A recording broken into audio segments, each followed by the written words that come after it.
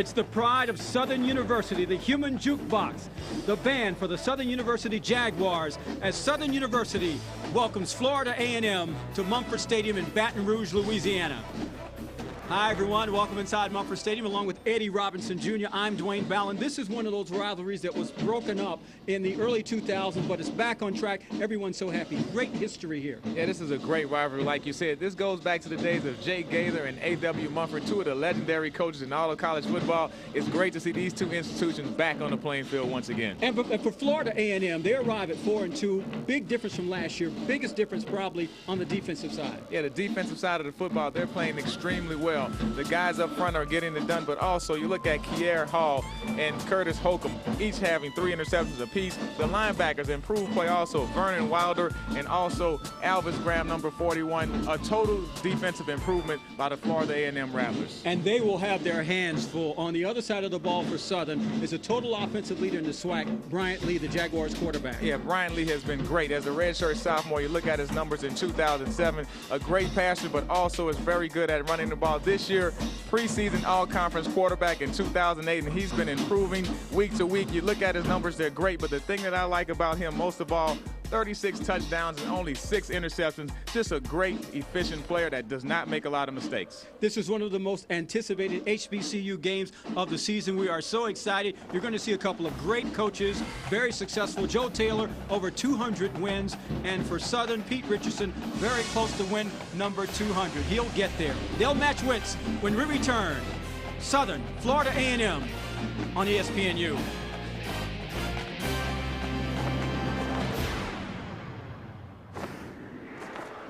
76. Both of these teams enter this game 4-2 overall, and we are underway from Mumford Stadium. They kick it low, they keep it away from Van, and that is going to set up Florida A&M with excellent field position to begin the game at the 45-yard line of the Rattlers, a 15-yard return. Eddie Battle will be the starting quarterback for Southern. The Jaguars shuttle quarterback, so he starts this series. You'll see Curtis Pulley on the next. Battle is a sophomore, 6'2", 215 pounds, had 163 yards in that 23-0 win over Winston-Salem last week. He averages 126 yards passing per game. Keep your eye on number 5. Kevin Elliott is his favorite receiver. Opening series. Battle looking to throw, completes it.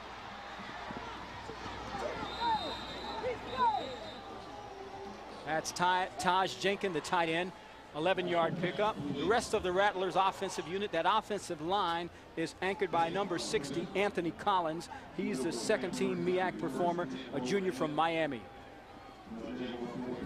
And the backs and receivers, we mentioned Kevin Elliott, also Philip Sylvester, number 30 in that backfield. They would like to get him going a little more. First down for the Rattlers after that 11-yard pickup. They are now into Southern territory.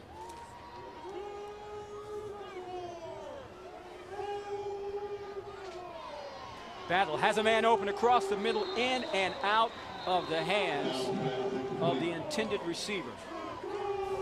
Defensively for Southern University. Up front, keep your eye on Vincent Lands, number 33. He's the all-conference performer. Linebackers are led by John Malvo. 40 tackles, are 7th in the SWAC.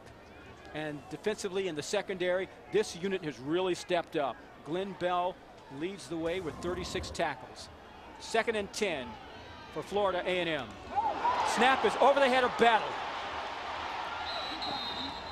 And Philip Sylvester will fall on it. A big loss and miscue for the Rattlers on a 2nd down. That sets up 3rd down and a mile, Eddie. Yeah, 3rd and impossible for FAMU, and a huge break for Southern University because they gave up great field position with the squib kick, but now just the center puts it well over the quarterback head, and Philip Sylvester has to do the smart thing and just cover the ball up. So what do you call here? What do you try to do? Well, if it was me, I'm going to call a draw or screen and just get out of this series and punt, because there's no way you can convert in this situation. But you never know what FAMU may have in store. Joe Taylor's offensive coordinator is Lawrence Kershaw. We had a nice chat with both of them earlier this week, but this is not where they wanted to be on the opening series. 3rd and 34. Drops it off to Sylvester out of the backfield. and it's a safe play, Eddie. That's all you can do in that situation. You don't want to make one mistake and compound that with a second mistake. So you just have to get out of that situation and move on and play some good defense. So William Platt will come on to punt. He is a freshman, averaging 36.8 yards, has 13 this year inside the 20. His longest is 58. Back to receive is Dell Roberts, number 1 for Southern. They very nearly got to it. They did. The Jaguars come up with the big block on special teams. They recovered the fumble, but did Florida A&M get the ball back on a change of possession? Well, it's going to be Southern's ball either way. It doesn't matter who recovered, but that's just a huge play by Southern University to come up with a block punt. They started off good on special teams last week against Texas Southern University, and if you're FAMU, you can't go on the road and make those type of miscues on special teams. Charles Booker, number 89, a senior from St. Francisville, Louisiana, comes up with the block. Big break for Southern University in the opening moments here in Baton Rouge. So now Southern University with Bryant Lee under quarterback. First offensive set, rolling right, under pressure. He's going to keep it, and he'll be knocked out of bounds. Lee has 1,532 yards passing so far this season. He's a red shirt from Butte, Louisiana, 6'2", 205. Last week he had 305 yards, a couple of touchdown passes, and ran for 116 yards and 3 touchdowns. And he leads the SWAC in total offensive output and is 5th in rushing. Pickup of 10, set up a first down, 1st and goal for Southern. Lee keeps it and barrels his way down close to the goal line. Has a touchdown. So the Jaguars strike, capitalize on the mistake. And that's what Brian Lee does well. I mean, he adds another dimension to this running game. His 4th rushing touchdown on the year. Here is just a quarterback draw. You get the lead block up inside by big number 78 Lee Almanza and 75 DeMarcus Stewart, and Lee just pretty much goes in behind those two guys and gets the early lead for the Southern University Jaguars.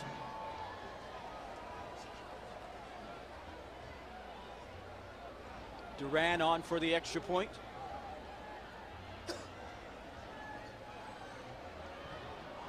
It's blocked. So far, special teams for both teams coming up with blocks. Bryant Lee gets the Jaguars on the board first. Southern leading it early on, 6-0 here in Baton Rouge.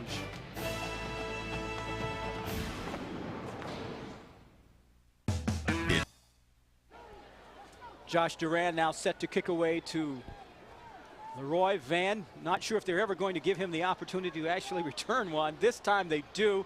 He fields it at the 15. He's up the middle, has a seam. Flag on the near side, but Van is off to the races.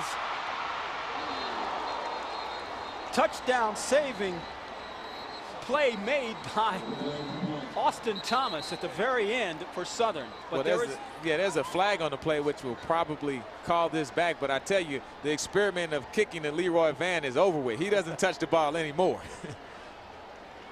Holding against Florida A&M. It was a 70-yard return, folks, but you got an opportunity to see what we were talking about. He is the most electrifying return man in the SWAC. Holding, 55, return team, 10-yard penalty, first down.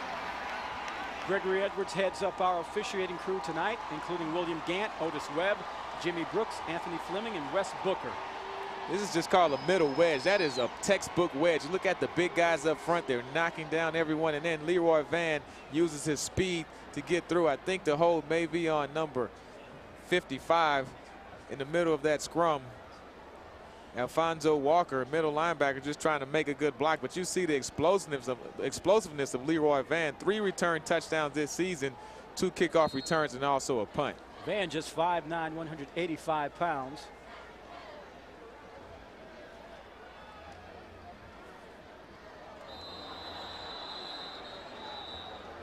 Anxious moments. Now in at quarterback is Curtis Pulley. We told you that Joe Taylor and his offensive coordinator, Lawrence Kershaw, will rotate quarterbacks on every series.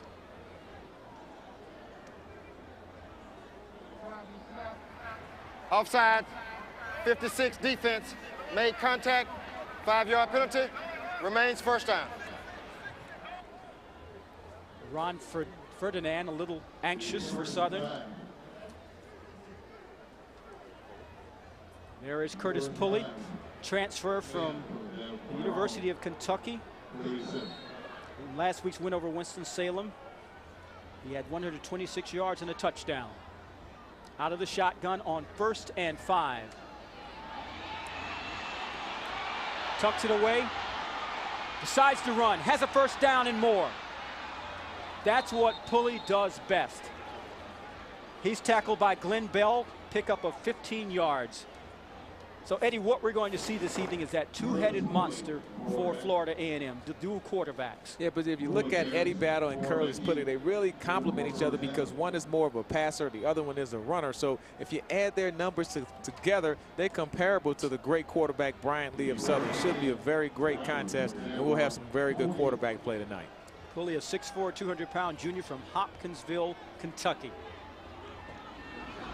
Shotgun, he's under pressure, drops it off. In and out of the hands of his intended receiver, Kevin Elliott. That's that talented freshman wide receiver. If Kevin Elliott could have caught this ball clean, once again you see a bad snap from the center. They'll have to get that fixed, but if he can make this catch, look at the room he has up in the middle of the field. Center, number 51, Kwame Akabila. He's a substitute.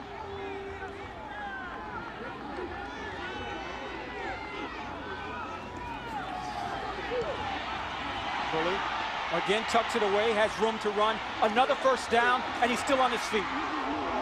Still on his feet, bowling over Southern defenders. Finally escorted out of bounds by Austin Thomas. A 32-yard pickup for Curtis Pulley.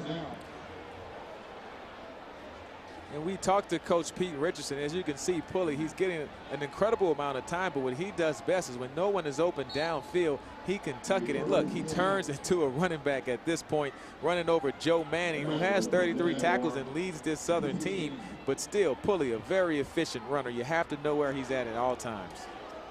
That sets up first down for Florida A&M at the Southern 12. Pulley out of the shotgun. Under pressure from the edge. Has a man. 6 points, Florida A&M. Demetric Henry, 16-yard play. Great job of responding by FAMU. I mean, this Southern crowd is extremely quiet as they drive down the field under the legs of Pulley, and now throwing in the air. It seemed like it's just a blown coverage by Southern. They were trying to blitz from the backside. No one covers Demetric Henry coming out of the backfield. Easy touchdown for the FAMU Rattlers. William Platt will attempt to give Florida A&M a 1-point lead.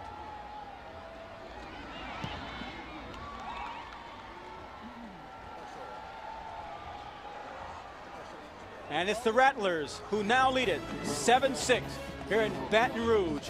Pulley was doing it on the ground, then he went to the air for 6.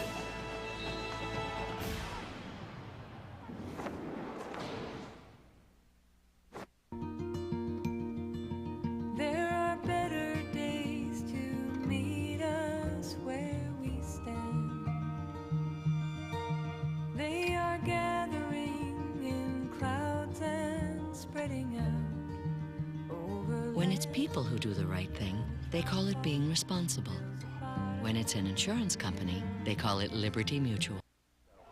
Florida A&M leading Southern University 7-6 here in Baton Rouge, Louisiana. Time for our Bergwood On Location, brought to you by Allstate.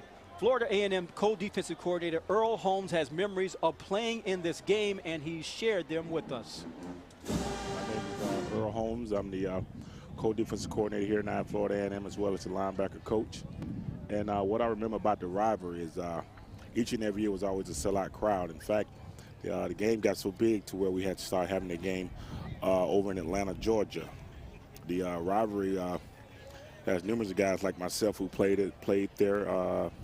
Anelis Williams played there. Bob Hayes even played there. So a lot of guys out of both HBCUs that made it onto the NFL has played in this classic game. Tailgate with Bergwood at bergwood.net. And when we spoke with Coach Holmes earlier in the week, he had some pretty bad memories from this series. Yeah, he told us that he lost in the regular season, but he also lost in the Heritage Bowl 2 times to Southern University. Dale Roberts back to receive the kick. And he makes it just over the 15-yard line. 7-yard return. Overall series history, Florida A&M has the upper hand, leading at 32-25-1 the last 2 meetings. In 1998, then of course came the break. 2000, that's what happened in the break, and then they resumed it last year, 2007. Florida A&M won those contests, but last year Southern got back on top. Yeah, and this is one of those series that you definitely should play every year, and both of the schools are committed to making this an annual rivalry once again. It's such an intense rivalry, the coaches told us. And Coach Taylor, who again is in his first year here, came to realize just how important it was to everyone involved. Under pressure, Lee releases, has a man out of the backfield. That's Kendrick Smith, the running back. 9-yard pickup. A look at the men up front protecting Lee. The one to watch is DeMarcus Stewart. That's senior from Nuremberg. He's a preseason all-conference performer.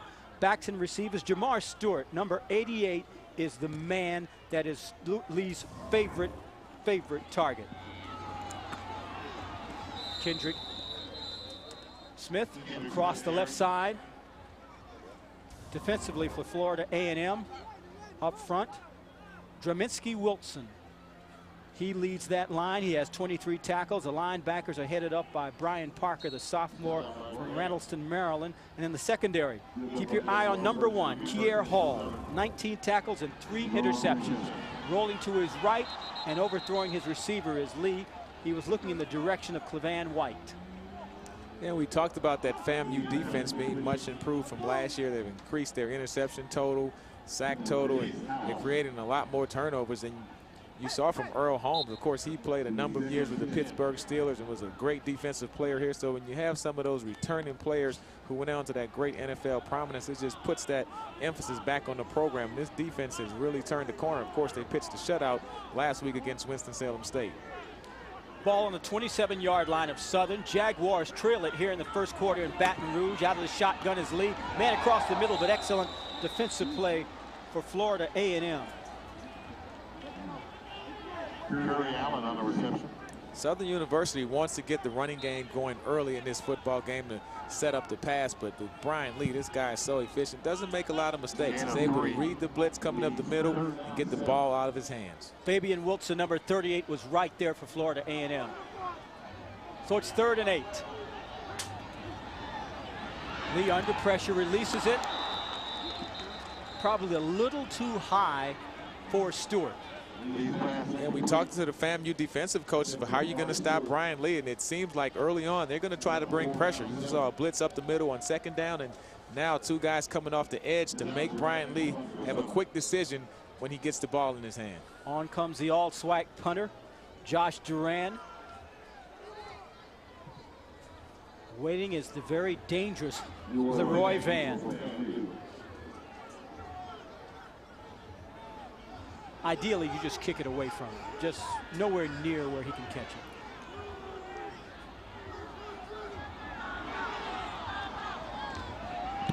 Van, it's blocked. And Florida A&M special teams come through in a big way. Touchdown, Rattlers.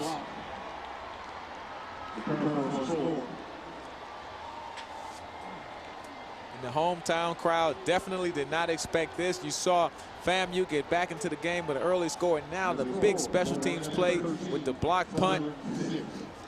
And they're able to scoop and score. Number 55 is getting credit for the block, Alfonso Walker.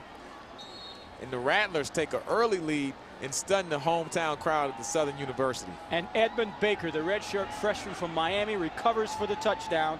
And now the Rattlers have an opportunity to go up 14-6, and they do. I'm not sure I want to do this anymore. I'm done with you. The distance, it takes its toll. I need to go faster. I don't know. I'm at a crossroads. Your relationship with running has you caught in a twisted tango between love and hate. You thought about leaving it more than once. Renew your love for running. The New Balance 805 and exclusive 830 running shoes. I guess I'm not done with you yet. Now at Dick's Sporting Goods. When you're a rock star, you get to...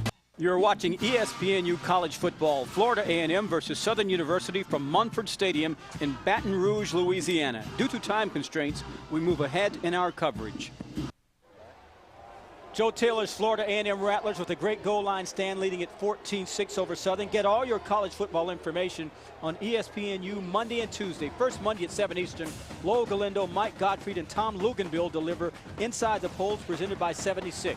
All season long, we'll break down the polls and dissect the hot topics of the day. Who's overrated, who's underrated, and who deserves to be number one. Then Tuesday at 1 Eastern, Lowell hosts Coach's Spotlight presented by Liberty Mutual. See and hear how a team is doing straight from the head coach as we bounce around the coaches' press conferences from all around the country. For more information, log on to ESPNU.com. Eddie Battle and the Florida A&M Rattlers offensive unit is now backed up in its own territory. Battle under pressure, gets out of the end zone, but barely before he's greeted by a host of blue jerseys. This is the other side of a goal line stand where your offensive unit takes over. You see John Malveaux, number 49, leading the charge along with Vincent Lands, number 33. Yeah, most coaches are content to run a couple of quarterback sneaks, but here the gutsy call, you're in the shotgun and you give the quarterback the decision to make a play out of his own end zone. Battle smartly was able to run out of the end zone and not give up a safety for the Rattlers.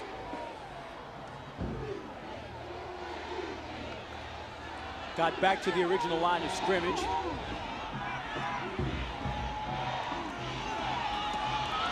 Gave it to the second man out of the backfield who has running room. That's Sylvester, sophomore from Marianna, Florida.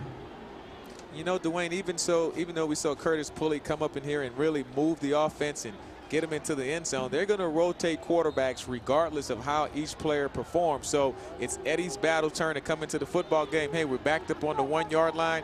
It's his series and he gets to go at that point in the game. As a player, what do you feel about that? Because there's so much to getting a rhythm under one quarterback. Well, I think you can also get a rhythm if you have the certainty of knowing that I'm going in every other series. And both of the players have pretty much approached it that way and have excelled in this format. 3rd and 4, Florida A&M's third down conversions, 50%. Battle under pressure, knocked down, still got it off. And Kevin Elliott had his hands on the ball, but what pressure from the Jaguars defensive unit. Yeah, great time of the game to call a blitz. I like that. If you're the Southern University Jaguars, if you have a team backed up inside the 5, you're thinking scoring on defense, whether it's safety or forced fumble. There you see Vincent Lands, the all-SWAC performer, coming around the backside and putting the pressure on Eddie Battle and forcing that bad throw. William Platt now in his own end zone to kick away to Dell Roberts, who's waited at midfield. Low snap, it's blocked. The second block of the game.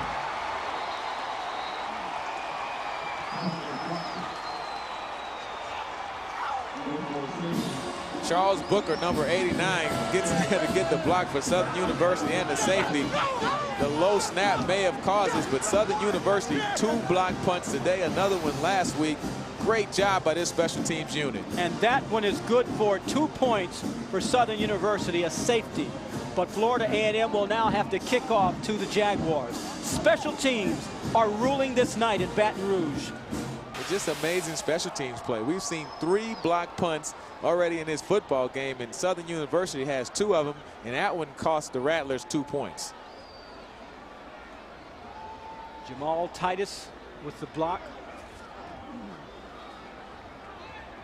A junior from Baton Rouge, 5'7", 185 pounds. That's one way to make an impression.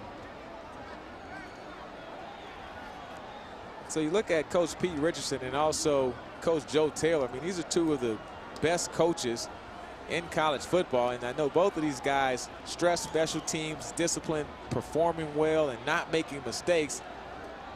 But we come out here tonight and we see 3 block punts, and we're still in the first quarter.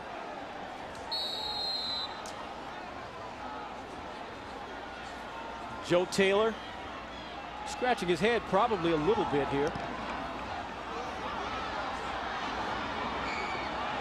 Roberts takes it at the 15.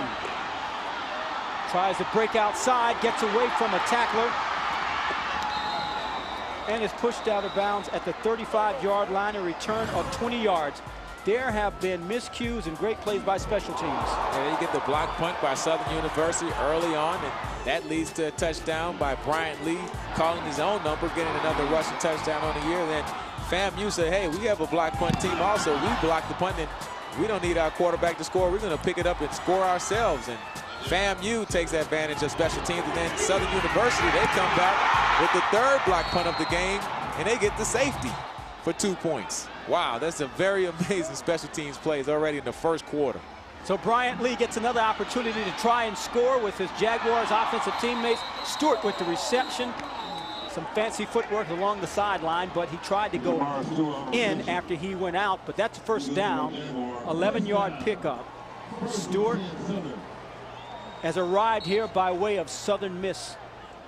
Miscues tonight, we just talked about it. The 3 block punts, the blocked point after, the 1 interception, 1 fumble loss. If you're special teams coaches, you feel like you've been pretty effective so far. Lee out of the shotgun. Ball is tipped. He was looking at Stewart. Well, I don't know if you're a special teams coach, it's almost a draw, because if you're Southern, you block 2 punts, but you also got 1 blocked yourself. So both teams need to improve on special teams tonight, because there's just a lot of miscues in that area of the game. Jason Beach with 33 tackles was one of the players applying pressure as they brought a safety blitz. You mentioned it earlier, but Florida A&M is giving Bryant Lee a lot of defensive looks that he's not accustomed to seeing, doing a good job of mixing it up. 2nd and 10 from the 46-yard line of Florida A&M. Marcus down.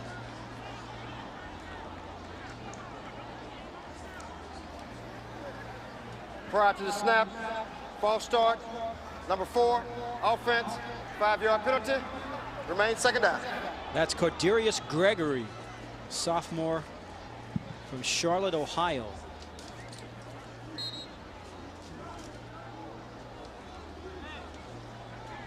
Southern University really hasn't gotten on track offensively. Had the 1 drive, but stalled at the 1-yard line.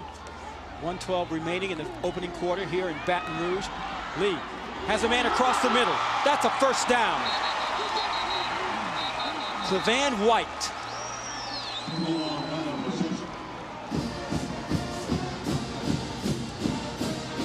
Look at Bryant Lee. Good job with the protection up front. Just running a post route. Right in the middle of the field, he gets inside the defender, and Clevan White is able to make the big catch going down the middle of the field. That 21-yard pickup.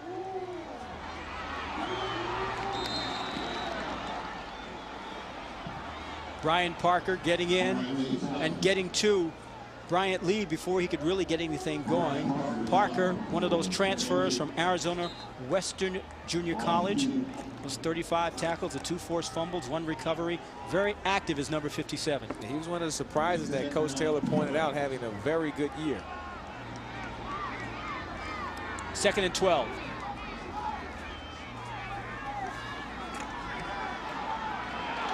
Has Stewart over the middle and more.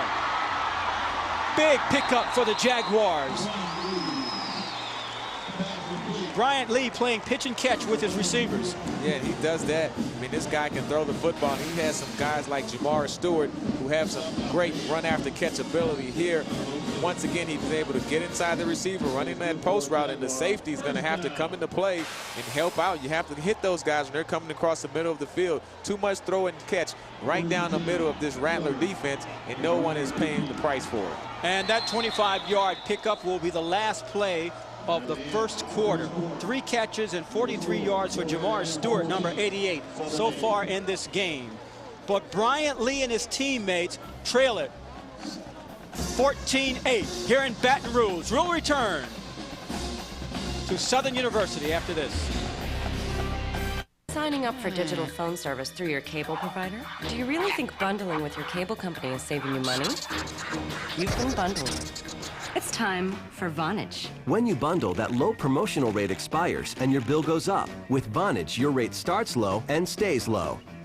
Sign up now with Vonage and get 1 month free. Enjoy clear digital. 1-800-417-9022. Call now. Florida A&M leading Southern University 14-8 as we begin the second quarter. Joe Taylor in his first year in Tallahassee, but this man has a storied career already, one of the most highly regarded men in the profession, over 200 career victories. And the man he's matching wits this evening against, Pete Richardson, is also highly regarded. The titles, 5 of SWAC titles, 4 HBCU mythical national titles. And Eddie, you're not going to find 2 more outstanding gentlemen and better practitioners of coaching than these 2 men. And it was so ironic. When we interviewed both of these coaches, they almost had the identical thing to say about each other. And they said that both of the coaches are consistent, their players are always prepared, and they do the right things. They've been doing the right things for a long period of time. They're very good friends and very good competitors also. Southern is 1-2 in the red zone so far this evening. 1 touchdown and 1 stopped on downs. Of course, that goal line stand by Florida A&M. There is a flag in the area of where Bryant Lee, the quarterback, went down. Wait to hear from Gregory Edwards. Costly mistake by the Rattlers. Maybe some over-eagerness after the play was over. Personal foul. Roughing the passer. 91 defense. Half the distance to the goal. Automatic first down. That's Marquise Raymonds, 6'5" sophomore from Bayside, Florida. And that allows Southern to move the ball down to the 7-yard line. First and goal for the Jaguars, who trail it here 14-8. Lee rolling right. Has a man. Touchdown, Southern University. Kendrick Smith out of the backfield on the score. Scoring play of 7 yards. And that's what happens when you have a very good team like Southern University. You commit a personal foul, you give them an extra 10 or 15 yards on the penalty. The Jaguars are able to convert, and they're the mascots running into the goal post, and they're excited tonight. Is he going to get up? Might be a long night. Extra point is faked. And that's just ugly.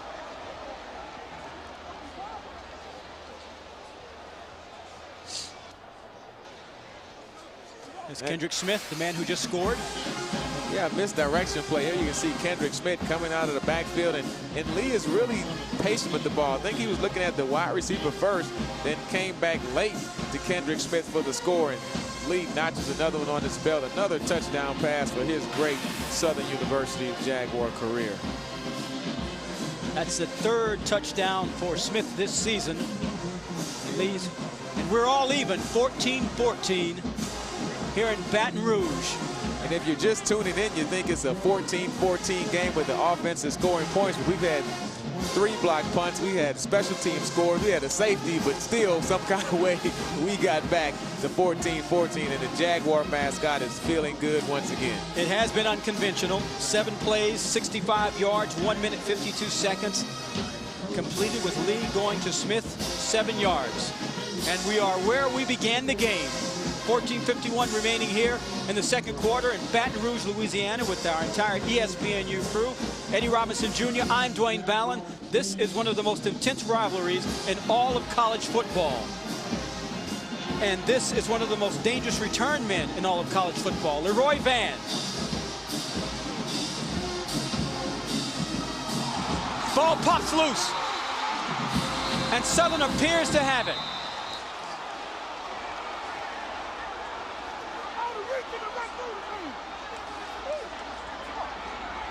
Now, he may very well have been determined to have been down before that ball popped loose. Or his progress had stopped. I don't know. I think they may have blown the whistle if the knee wasn't indeed down. That is the case. So it will be Florida A&M's ball. This guy is a fearless returner, and you have to be brave to return kicks at this level. Wow, I'm not sure about that, partner. Because his progress was still moving forward. His knee definitely was not down, and of course there's no replay at this level, so there's nothing Pete can do about it. But he doesn't like that call, I can tell you that. 1st and 10 for Florida A&M. Curtis Pulley now in at quarterback.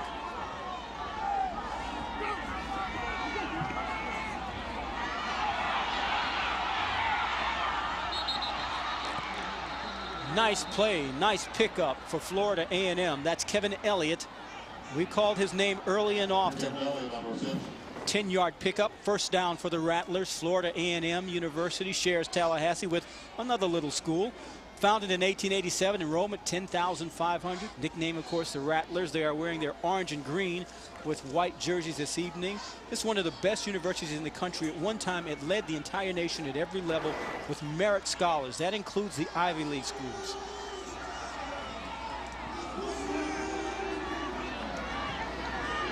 Second man through. Gets down to the 45-yard line. Defensively, Gary Chapman was there. Levante Page, the ball carrier. He's a freshman from Douglasville, Georgia. He's a short yardage player, so that's most of the time when you will see number 32 is in those situations. Yeah, I think what Coach Taylor wants to do is just settle his team down. Let's just get some good downhill running plays out of I formation and just try to move around the field a little bit and not get any mistakes.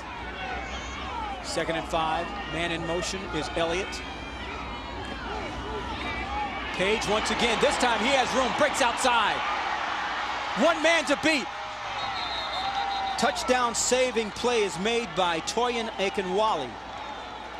Because otherwise, Page was off to the races. A 35-yard pickup.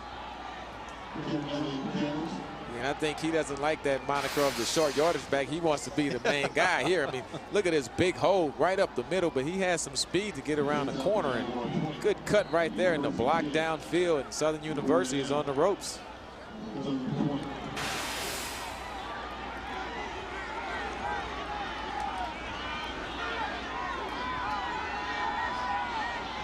First down for the Rattlers. Dangerous pass, but it was caught. There is no fear in Pulley. 6-yard pickup. Reception by Adrian Smith. Yeah, Pulley with the 3-step drop, but he almost throws like a catapult shot and just has too much air on the ball. If you can have a 3-step drop, you have to get it to receiver faster.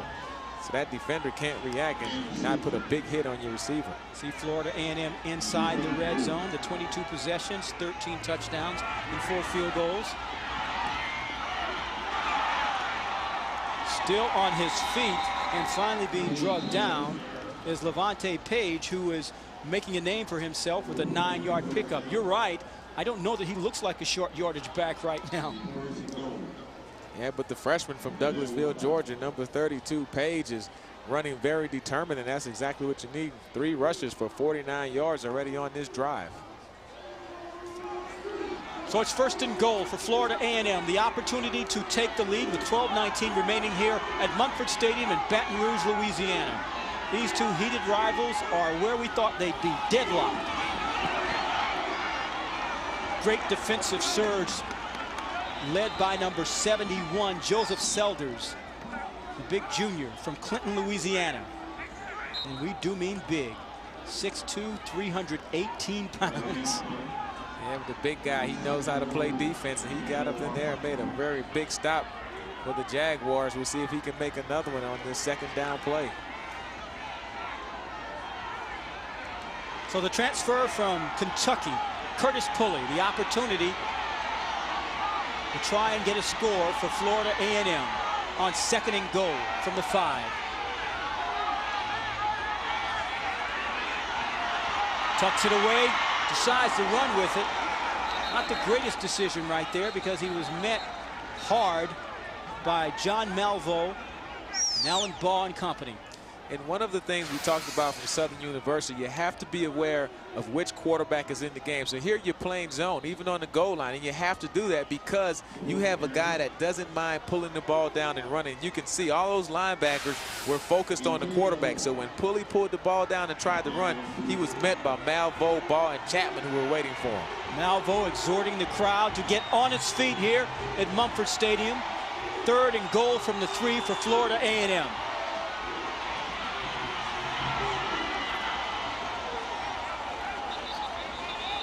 The surge defensively was led by Vincent Lands, and it does not appear as though Page got into the end zone. He didn't. Lands, an outstanding preseason all-conference performer from Baton Rouge. There you can see Lands, number 33. What a great play. He comes underneath the block of the tight end Max Purcell and just makes that play on the big 3rd down stop for Southern, forcing FAMU to kick a field goal. So on comes Trevor Scott. 4 for 7 in field goals this year. 3 for 4 from this range. 19 yards. Count it. Florida A&M takes the lead. 17-14. Thanks to the freshman, Trevor Scott. Joe Taylor says, hey, I'll take it.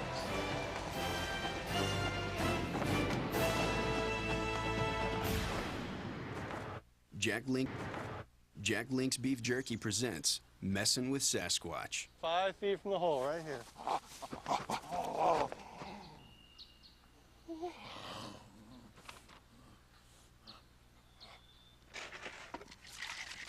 Hey, big fella, want a cold one?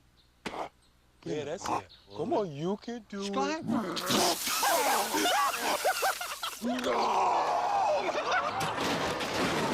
Jack Link's Jerky. Feed your wild side. You know, science. Joe Taylor and the Florida A&M Rattlers leading at 17-14 with 9:59 remaining in the 2nd quarter.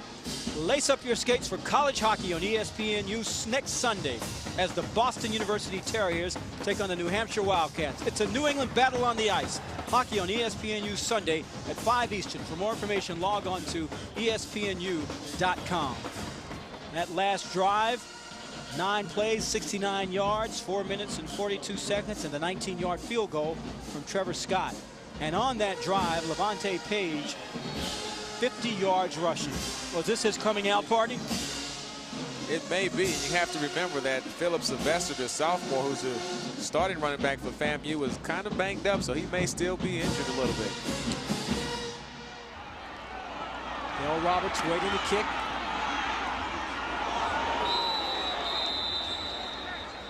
Ten-yard return. Southern University right here in Baton Rouge, Louisiana, and Southern Louisiana. Founded in 1880 in New Orleans, actually. Enrollment just under 10,000. Nicknamed the Jaguars, Columbia Blue and Gold. But this university also has a lot going on. There is a Southern University Law School. Yeah, I mean, Southern University is just in this area, this region of the country is just been very involved in the community, just putting out a lot of good students and also a lot of good football players. One of those is in the shotgun formation, Bryant Lee, number 16. The handoff goes nowhere. Great defensive work by Florida A&M. Brian Parker, we're calling his name quite a bit, but number 57, you understand why he leads the Rattlers in tackles. Yeah, leads them in tackles, sacks, also forced fumbles. That lets you know the type of intensity that this player plays with.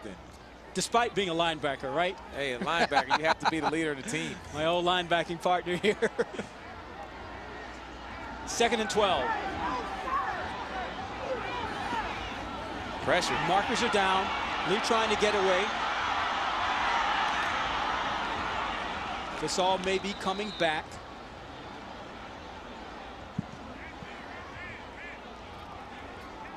Lee is 5th in the SWAC in rushing.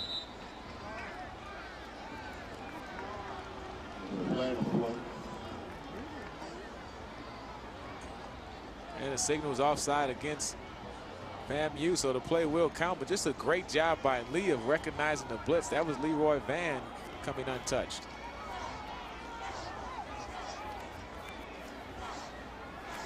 Offside. 58 defense. That penalty is declined. Third down. Look at Brian Lee. You have Leroy Van. He's a cornerback. He's an athlete too, but he just whiffs. He sees him coming from the backside, makes him miss, and is able to get upfield. And we had to teach him how to slide. Let him visit with the baseball coach next year.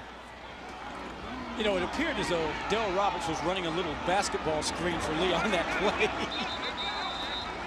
If you talk about Lee, I mean, this is a guy who doesn't lead with a whole lot of talk. He's not a rah-rah quarterback, but he's definitely the leader of this team, and he's understanding his role at the quarterback position. A couple of weeks ago against Alcorn State, he had a situation where instead of sliding, he tried to take on one of the Alcorn State defenders and was literally almost knocked out of the football game. But he showed the toughness to return a couple series later and went on to win that game. And that really showed the team the type of toughness he has. He leads by example and not by talking. Under pressure, he gets it away and connects with his receiver, who is whacked. But the reception is good to Brian Threet, but he sure paid for it. Anthony Shutt. 27-yard pickup for Southern. Look at this pass. The running back Brian Threet coming out of backfield, matched up against the linebacker. Great touch by the quarterback, and Brian Threet able to hold on to the ball and take the big hit. Southern now in Florida A&M territory. Rolling out is Lee. Gets it out to Cleveland White.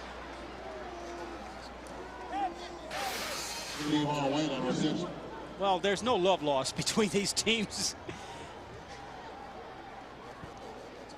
I like that. Referee say, hey, both of you got a punch in. Now that's enough. Stand in 8 count. Let's get back to boxing. Miles Williams of Southern and Joseph Weems of Florida A&M exchanging pleasantries. 2nd and 1. There have been 8 different receivers catching the ball in this game from Bryant Lee. Flags fly. Holding against Southern University. You know, we talked with both of the coaches. Holding, 76, offense. 10-yard penalty, repeat 2nd down. It's Miles Williams, the senior from Upland, California. Yeah, but, you know, Dwayne, we talked with both of the coaches because this is a rivalry that was discontinued in 2001. So we didn't know if the players would have the level of intensity because they haven't played each other on a regular basis. Also, although the rivalry goes back a couple of decades, but it seems like the players understand the importance of this football game to both of these fine universities. This game started in 1940, but we do know that they heard from faculty, from alums, from the coaches. They fully understand after just 1 year of this what this rivalry means. Reception goes to White to pick up of maybe 4. Good defensive work by Florida A&M. You know, as you start adding teams to the conference with the MEAC, they're trying to expand, and FAMU's schedule will not permit this game to be played next year, but they're hoping to get it continued once again in 2010 because they do have a 4-year contract. So it would be great if we can see this game played on a year-in and year-out basis with a home and away schedule. It'll be a treat to the fans. 5 receivers for Lee in this formation. Has one open. Gregory, touchdown, Southern University. 32-yard strike.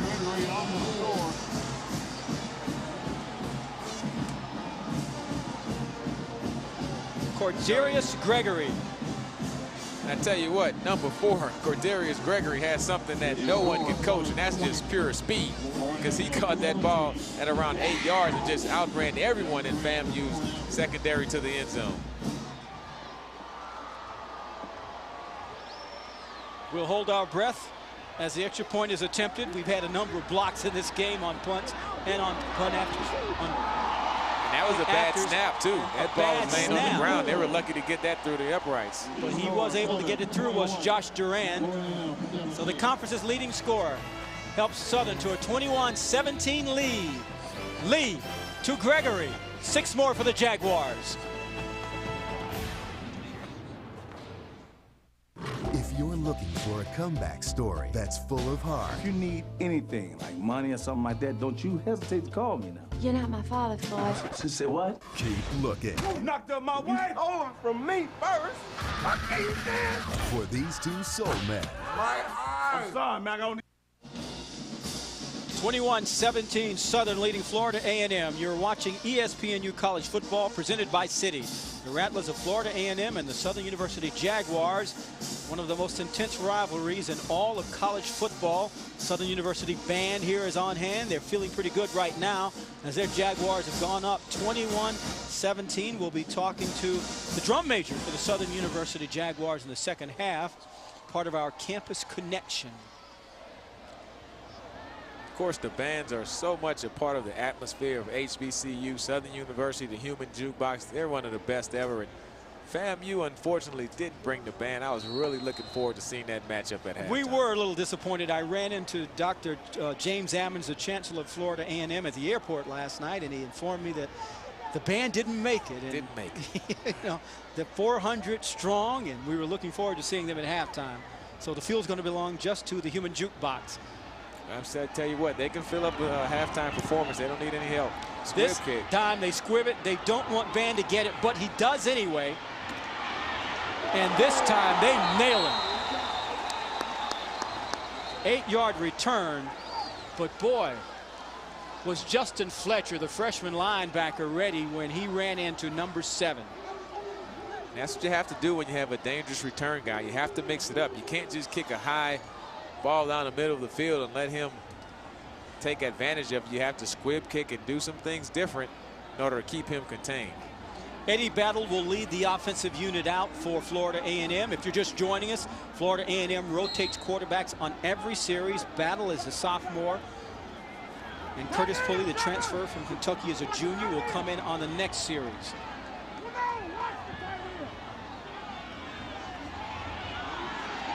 Battle with time to throw, but not enough. He's going down.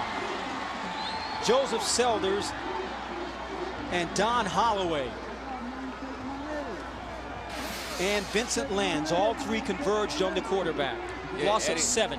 Eddie Battle's trying to bake a pizza back there, and you're going to run out of time. You can see Vincent Lands coming around for his 3rd sack of the year. And Vincent Lands has already graduated with a degree in biology, an outstanding student, trying to make up his mind exactly what he wants to study and what kind of doctor he wants to become. And you have an inside track on that, do you not? Yeah, I mean, Vincent Lands is a great kid. 2nd and 17.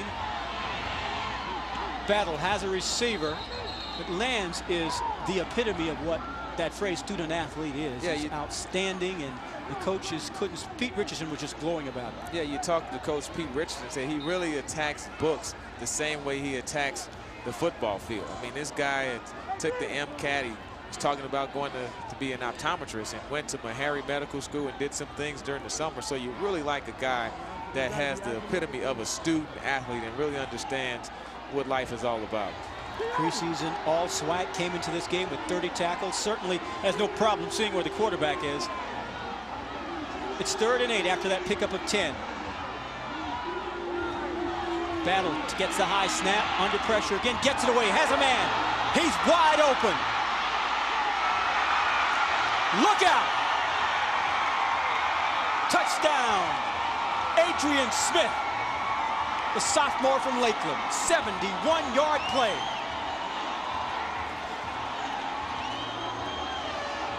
That's one way to regain the lead. Yeah, the Rattlers are making some big plays here on offense. Look at Eddie Battle sitting in the pocket, reading the defense. This is what he does best. You get a wide open receiver, he's not going to miss that play.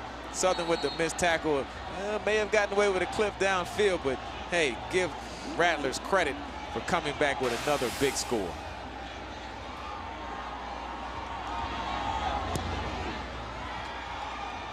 Extra point is good. So Adrian Smith, his 4th touchdown reception of the season. He has 3 catches for 87 yards tonight. This one covers 71 yards.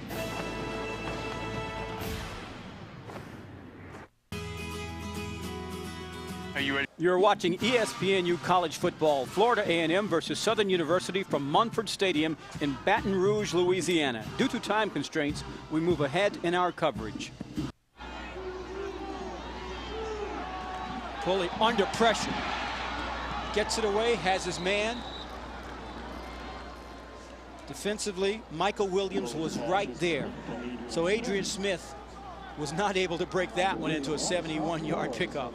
The Jaguars a little bit tougher on defense on that play, but you can see some of the play design for Pulley. A lot of play action. Allow him to get on the edge of the defense. You have a guy that's that talented as a runner. He can put a lot of pressure on your defense when he's on the edge with the ability to throw or run the football.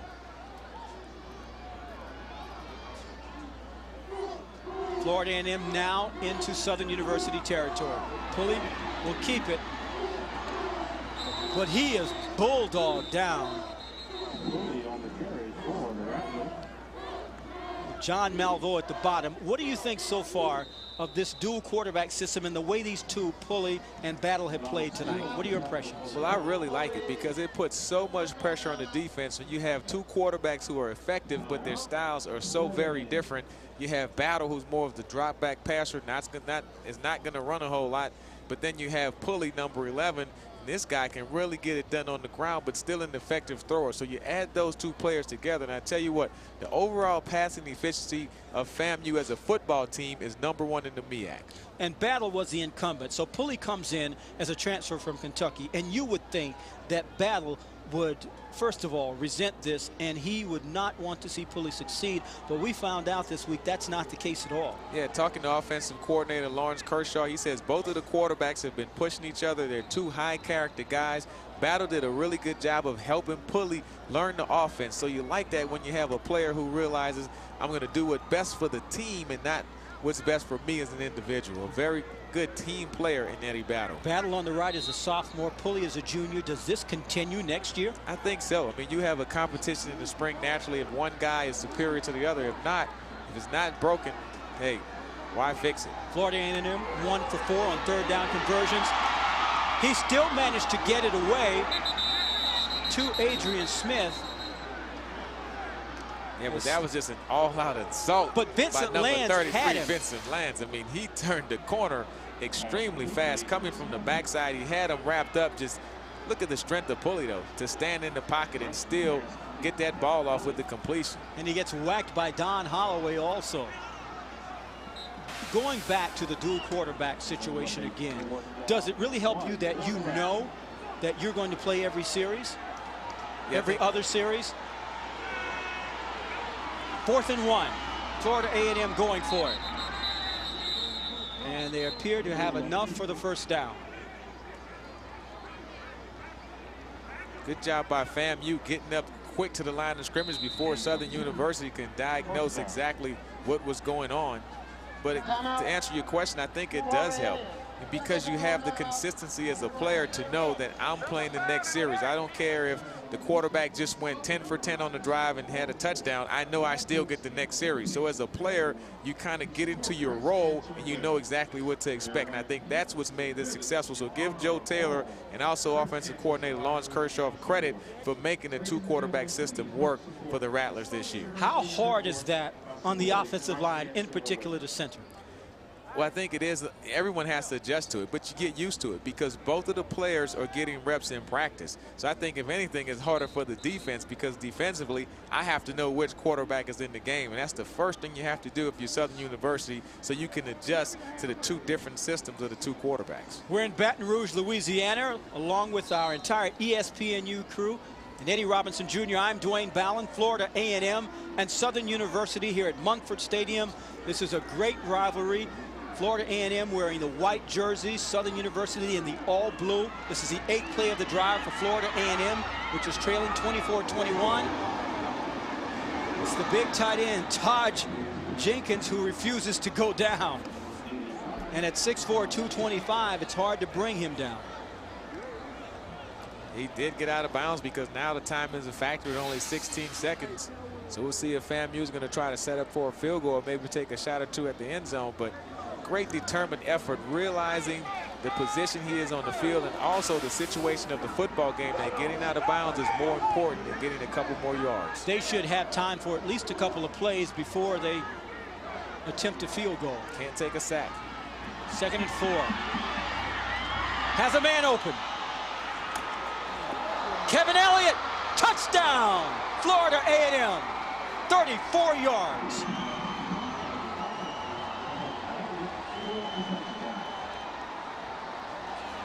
That's efficient use of the clock in the waning moments of the first half. That is very efficient use. And remember, Pulley is the quarterback that's supposed to be a more efficient runner. But wow, great job of throwing the football. But Kevin Elliott, give him the praise for getting this ball into the end zone. He did a great job of run after catch, putting FAMU ahead at the half. His 4th touchdown of the season. William Platt on for the extra point. So it's Florida A&M that now leads, 31-21. FAMU up by 10. You see the pressure on Eddie Battle, but he stands in the pocket. Great job of throwing the ball. But then Kevin Elliott, he's able to outrun the Southern University defense. Southern did a poor job of tackling. They had people in position but couldn't make the play. And of course, Curtis Pulley, touchdown pass. Who wouldn't like that? Young man transferred from Kentucky. He was Mr. Football in the state of Kentucky in '04. 9 plays, 83 yards, 34-yard pass from Pulley to Elliott. 3 minutes, 26 seconds. We now have 7.4 seconds remaining in the first half. Joe Taylor and his Rattlers are doing quite the job tonight against Southern University. And frankly, we probably thought Southern had the advantage going in. Absolutely. I mean, you're playing at home. Look at this crowd. Look at this atmosphere. You would think that Southern University, being the more veteran team, would take advantage of that. And they did early. They had the 2 block punts, and they had some good things happen on special teams. But now they still find themselves behind by 10 points at the end of the second half.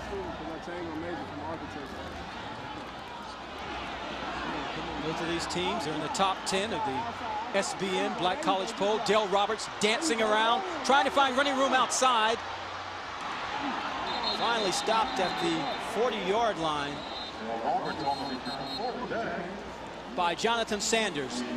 First 2 quarters are over here in Baton Rouge. Pete Richardson has to figure a couple of things out because his Southern Jaguars trail the Florida A&M Rattlers 31-21 here at Mumford Stadium. We'll return with halftime activities after these messages. Welcome back to Mumford Stadium, where Southern is trailing Florida A&M 31-21 here in Baton Rouge. Now it's time for ESPNU's Campus Connection. The Campus Connection is designed to get the pulse of the campus through student-generated content. Tonight, we speak with Fitzgerald Baptiste, who is a senior and is the drum major for the Human Jukebox. Welcome, Gerald, your kinesiology major. Tell us, how has being a part of the Human Jukebox impacted your life and your experience here at Southern? It's been an amazing experience for me personally, because, you know, I started in the LLIs. It was an all-star band in Louisiana, and they sort of like drafted me from there to bring me to college. So it's affected my life a whole lot, and it's keeping me focused, mainly for the future, preparing for the future. We'll get back to you in a moment. We'll take a look at this play, and Eddie will chat with you in a moment. Southern with the ball, incomplete pass. Well, Fitzgerald, tell us, everyone knows about the hard work and dedication and the practice hours to be a football player, but it also takes a lot of practice time to be a very effective and good band member like you guys are. So tell us about the amount of practice time you put into this, and also about your selection process to get into the Human Jukebox. Well, basically, when it comes to practice, we practice for results and not hours, you know. So we maybe get out there and we focus, we concentrate on what Mr. J has to say, and basically what he has to do for the field show to make it, give it that punch, and we just go out there and drive and blow, and we give it all we got. And that's how we come up with the good results we have. Well, you are fun to watch, and we want to thank you, Fitzgerald, for joining us. You're the drum major for the Human Beatbox, for the Human, excuse me, Jukebox, my mistake. But now it's time for you to do your thing, so strike up the band. All right, I got you. Right after this play, we don't want to get Southern into trouble. Lee across the middle, has a man open. That's Dale Roberts still on his feet. He could ring up 6. Touchdown, saving play. I know you'll love it for the band now.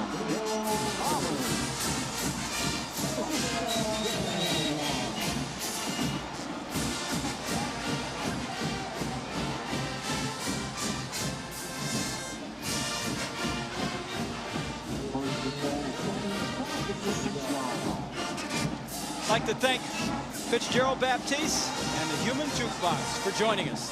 68-yard play sets up Southern within striking distance. Bryant Lee tries to keep it. He does, but doesn't get anywhere.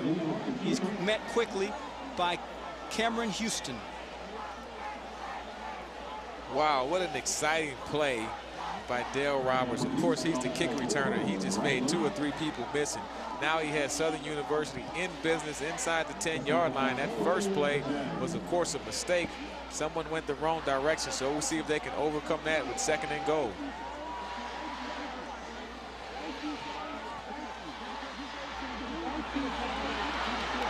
Lee rolling right, will keep it, gets into the end zone.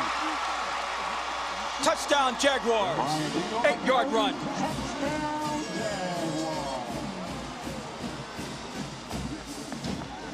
I tell you, Dwayne, Bryant Lee is quite a competitor. 2 touchdowns passing and also 2 touchdowns rushing on today. This kid knows how to play the game of football. And the Jaguar faithful here in Baton Rouge love it. Puts him right back into this football game.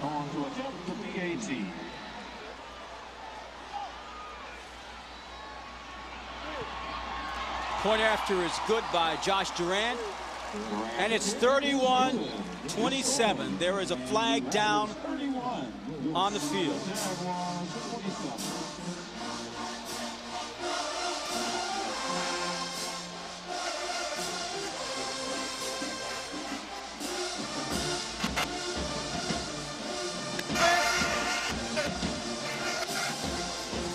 So Southern University gives the Human Jukebox something to play for. They trail at 31-28 here in Baton Rouge. I'd like to thank Baptiste for joining us. We'll be back after these messages.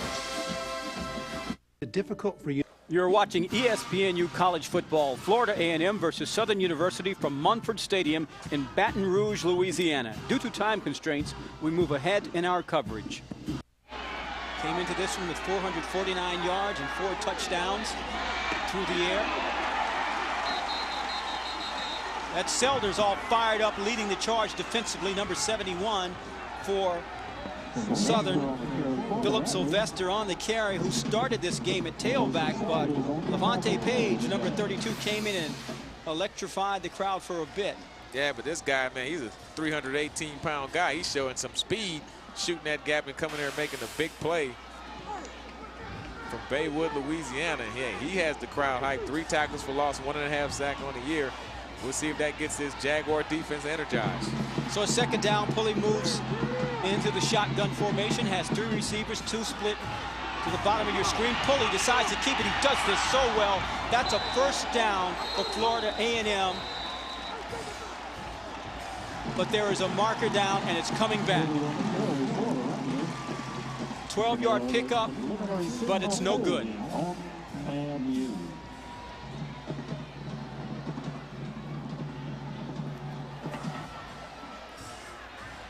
Holding, 75.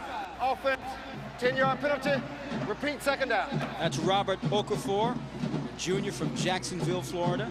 Yeah, Big Robert got caught with his hands outside of the framework of the body. He's a junior from Wolfson High School and actually is the cousin of Cheeky Okafor, who plays with the Arizona Cardinals, so very good pedigree.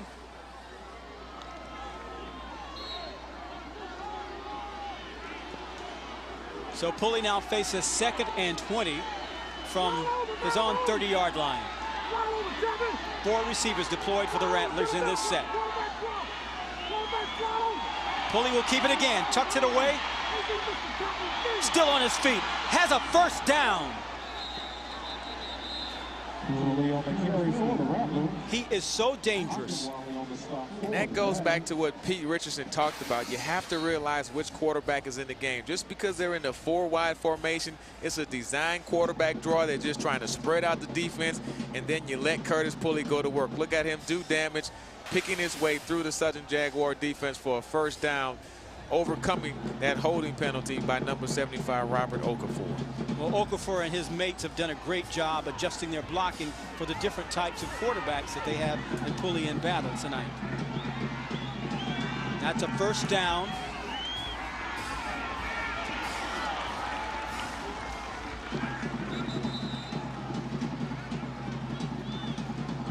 Vincent Lands, number 33, got up and said no going there. They weren't going to allow Mr. Sylvester just to run through with impunity past the defensive line. Yeah, Philip Sylvester, he started the football game. He's the leading rusher for FAMU, but he didn't play much in the first half. So we'll see. He should have some very fresh legs if they elect to use him quite a bit in this second half. There's a guy that hasn't had many touches so far tonight. 4 rushes and just 10 yards for Sylvester in this game. Pulley has a man out of the backfield. Joseph Selders once again. I mean, this guy. He is everywhere for a guy as large as he is. He's quite active. Yeah, I mean, he's 6'2", 318, and he's playing sideline to sideline. And on a nice, cool night like this is when those big guys can really run and not get tired. That's the advantage of playing that night and also in late October. But that's what you want to do. You make the running back cut back, and then you have the big guys come from inside out and make that play, as you saw, big 71 Joseph Selders.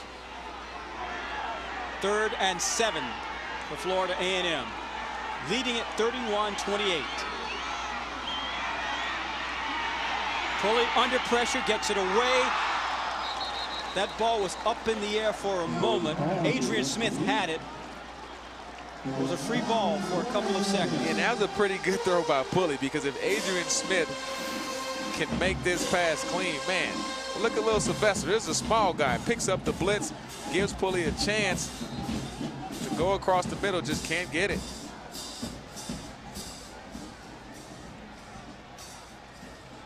Tough catch. You had a defender in front of him to kind of blur his vision. Remember, there have been 2 block punts by Southern so far in this game. There are whistles on the field. And they were coming again. And why wouldn't you? If you block 2 already, 1 for a safety, you got to keep the punt block team on there all day long. Timeout, Southern. Their first couple timeouts of the. Well, William Platt, the punter for Florida A&M, pardon the phrase, was probably rattled just a bit, mindful of the 2 block punts earlier. But I tell you what, one thing coaches do, they look at film, and they look at film week to week. And if you're FAMU and you're giving up block punts, you're going to keep getting the punt rush every week until you show the rest of the league that we can punt block. And if you can't do that, you're going to just, something's going to have to happen. You got to start blocking some punts, or they'll just keep doing it. Get all your college football information on ESPNU Monday and Tuesday. First Monday at 7 Eastern, Lowell Galindo, Mike Gottfried, and Tom Luganville deliver Inside the Polls, presented by 76. All season long, we'll break down the polls and dissect the hot topics of the day. Who's overrated, who's underrated, who deserves to be number 1. Then Tuesday at 1 Eastern, Lowell hosts Coaches Spotlight, presented by Liberty Mutual. See and hear how our team is doing straight from the head coach as we bounce around the coaches' press conferences from all around the country. For more information, log on to ESPNU.com. So Platt is on to punt for Florida A&M. Dale Roberts is waiting. It's a fake. And it goes nowhere. No, Damian Priester, a junior linebacker from Orlando, with the ball. Didn't seem like it was a particularly well-developed idea. But it was a pretty decent idea. But look at Gary Blackman, number 25 for Southern University. He just reads and reacts. And if you could have got a block, the FAMU player didn't block him. Had he got that block on Gary Blackman, that's an easy first down. But he's almost 10 yards off, and he just reads and reacts. And look at his great closing speed, and makes a really good open field tackle to turn the ball over for Southern. It appeared as though Max Purcell, a sophomore tight end, had actually touched the ball first before Priester picked it up. Purcell's number 81. It looked as though the ball actually, he knocked it down, or maybe the long snapper snapped to the wrong player. Yeah, it seemed like it was a good design, but maybe a poor execution on part of the FAMU special teams unit, but after giving up a couple of block punts, hey, why not go for a fake? There's Corey McLaughlin, who's the long snapper, and I guess he's thinking about what just happened. 2nd and 8. Southern with the ball, trailing 31-28. Lee. Well, right there defensively was Curtis Holcomb, but the Southern fans want a flag, and it is down at the 30-yard line. Yeah, he got there a little early. Curtis Holcomb, he has 3 interceptions on the year, has been playing pretty good defense. Wait for the call. Pass interference, 24, defense, 15-yard penalty, automatic, first down. Now look at this punt again. The left side of your screen, 81. I don't think he was anticipating that ball. That's Max Purcell. I don't think that was a fake punt. I just think that the snapper accidentally.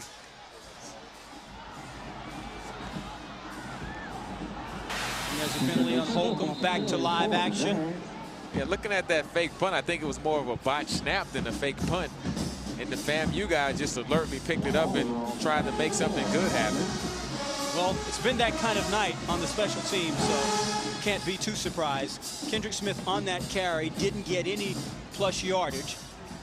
So now Southern faces a 2nd and 10 at the 34 of Florida A&M. You know, and Joe Taylor, that's one of the things he prides himself on, is having a very good special team unit. So I know that's something they're going to work out before the next game. Lee under pressure, gets it away. He gets whacked. His receiver nearly caught it. Another flag is down, and it's Curtis Holcomb once again. He was looking for Jamar Stewart.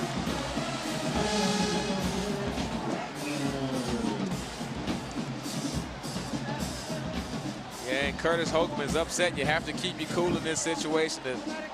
First down. The first one was a pretty easy call by the ref. This one was a closer call. You can see the pressure on Brian Lee. FAMU once again coming with the blitz, and hey, you recognize the one-on-one coverage down the field. I'm going to take a shot. That's exactly what Brian Lee does, but Cameron Houston just whacked him. Yeah, We're here in Baton Rouge, Louisiana. Our entire ESPNU crew, along with Eddie Robinson Jr. I'm Dwayne Ballin. Florida A&M and Southern University going back and forth right now. Florida A&M leading at 31-28. Southern threatening here in the 3rd quarter. Kendrick Smith, left side, gets out close to the 15-yard line. We'll see if Southern University can finish off this drive. Of course, they had the 2 big pass interference calls against FAMU to help them. But now you're inside the 20-yard line. Very important to try to get another score on the board because you're down by 3 points. 7:02 remaining in the 3rd quarter here at Mumford Stadium. So far in the red zone, 3 touchdowns, and once they came up short on a goal line stand by Florida A&M. Nice piece of running by Brian Lee, the quarterback. Showed a lot of patience.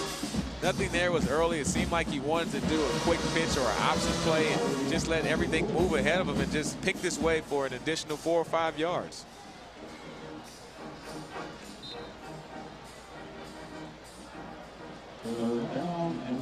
So it's now 3rd down for Southern, less than a yard. This game has been back and forth. We started at the beginning with the special teams factoring in significantly. Blocked punts, blocked PATs. Southern has called a timeout. Pete Richardson wants to make sure that they are very clear on what happens next. They're not a bad place for a timeout because it's such an important part of the ball game. You're 3rd and 1 on the 10-yard line. Your team's down by 3. You want to get a really good play, and I would like to think that this play would have to do something with Brian Lee. If it's an option or him running or a rollout, you want to keep the ball in his hands as much as possible. Log on to your online source for all things college sports, ESPNU.com. This online service will be a gateway to all college sports content from ESPN, combining the latest news with an expanded collection of exclusive material, scores, columns, video and audio highlights, podcasts, live streaming games, and much more. Log on to ESPNU.com today. And now ESPNU is available in high definition. To get the great action on ESPNU in high def, contact your local cable operator or satellite provider. ESPNU HD, the big picture in college sports. And the big picture here is that Southern University needs 7 points or 6 at least to regain the lead. Taking on a heated rival in Florida A&M. Third down. And Kendrick Smith appears to have the first down.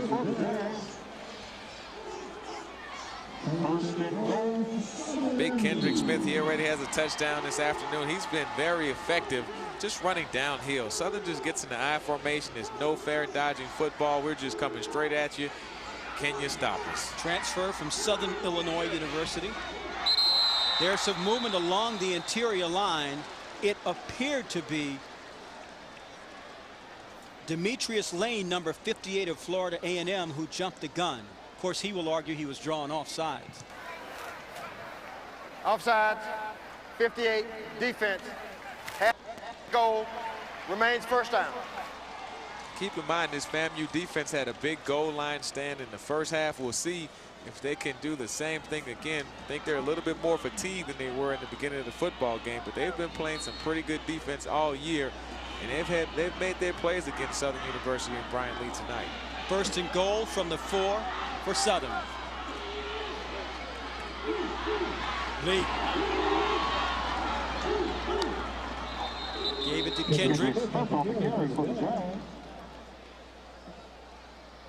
who didn't get but so far before Marquise Ramos and teammates stopped him. It seems like Southern is content just to try to pound this football up the middle, but now it's a second down play. Always a great down for play action. So if you're FAMU, you have to be prepared for maybe a rollout or some type of play action by Southern University. 8th play of this drive. Last score, Lee rolled right and torpedoed into the end zone. Same rolling play. Right again.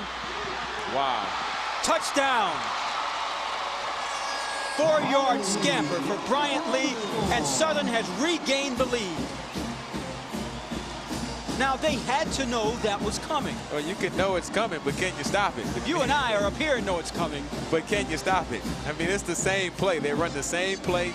They run the fake to one tailback, and the other tailback goes to the flat. But when you have a guy like Bryant Lee executing that offense, 3 rushing touchdowns, 2 by the air, 5 touchdowns total by the hands of Bryant Lee. And 46 yards aggregate rushing for the junior from Butte, Louisiana. Extra point attempt by Josh Duran.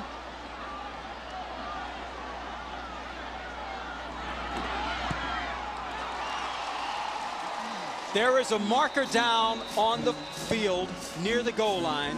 So although Durant made good on the PAT, let's hang on and see what the word is from Gregory Edwards. Defense, citizen decline.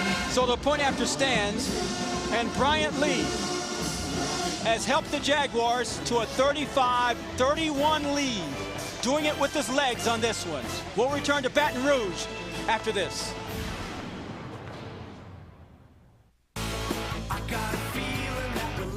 Introducing Gillette High Performance Shampoo with charged cleansers that power away dirt and oil for an all-day clean.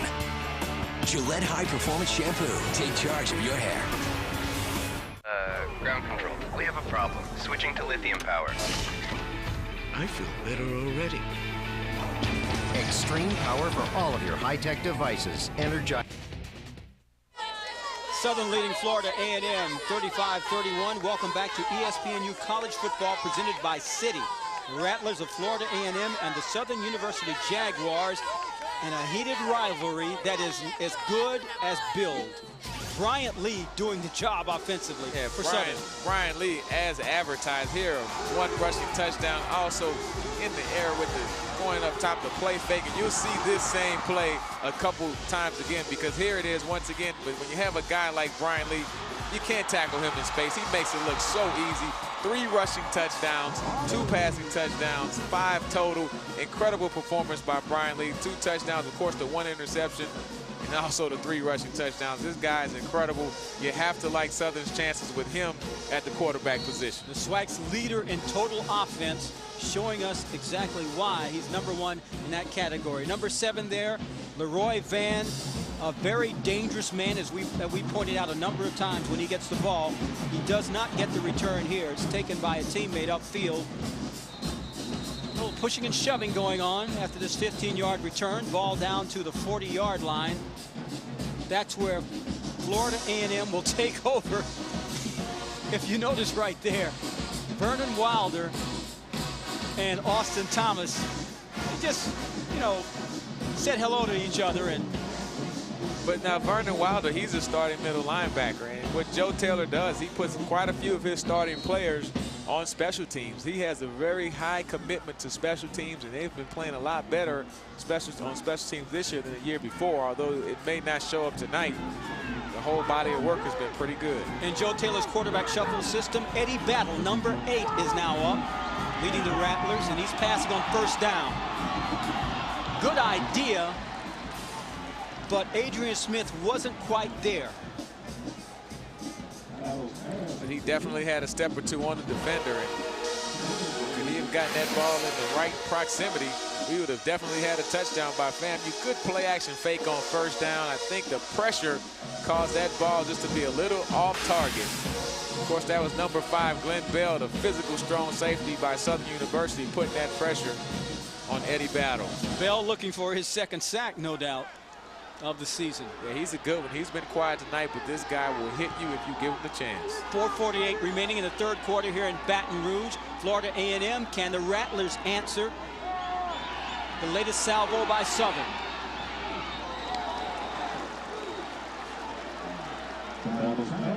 Battle is feeling pressure. That time he was looking for Elliott, but Southern University's defensive unit is teeing off. Yeah, absolutely. You know, we talked with head coach Pete Richardson, so we asked him, will you call different plays or run different defenses for the 2-quarterback system? He said, well, our players have to recognize the different styles of the 2 quarterbacks. So what you're noticing with Eddie Battle in the football game, a guy that's not mobile, a guy that's going to stay in the pocket, Southern University are bringing the pressure. They're bringing the heat on him, and they're forcing him to throw the football before he really wants to. Another 3rd down situation for the Rattlers. They are 1 for 7 in those scenarios so far this evening. Battle, flags down, he's running far right side, dives out of bounds, but a holding call against Florida A&M will bring it back.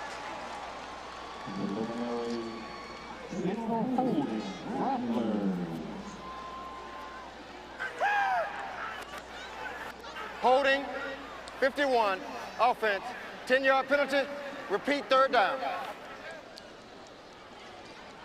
Kwame Ekabila, a junior from Orlando. Really hate calling the offensive lineman's name, though, because they do such a good job usually during the game. Yeah, we need to do a better job, I think, all announcers, of calling the offensive lineman name when they do a good job and not just when they do something bad, because those guys are definitely the unsung heroes of any football team. 8 penalties for 88 yards, 55 in this quarter for Florida A&M. 3rd and 20.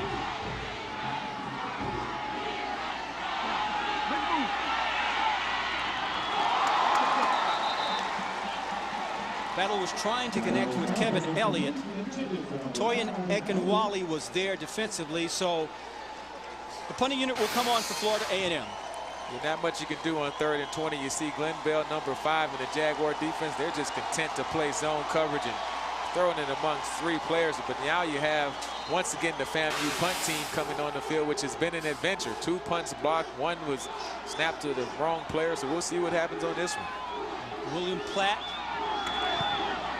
gets it away to Dell Roberts, who is very dangerous himself with the ball. Good block. 43-yard punt. Nice coverage for Florida A&M as Holcomb is down to make the tackle. Lace up your skates for college hockey on ESPNU next Sunday. The Boston University Terriers take on the New Hampshire Wildcats. It's a New England battle on the ice. Hockey on ESPNU Sunday at 5 Eastern. For more information, log on to ESPNU.com. Who do you like, Terriers or the Wildcats? I tell you what, if you have a name like the Terriers, you got to go with the Terrier. That's a feisty little dog right there. So this is a great nickname. I'm going with the nickname. You heard it here first. Southern University with the ball, leading 35-31.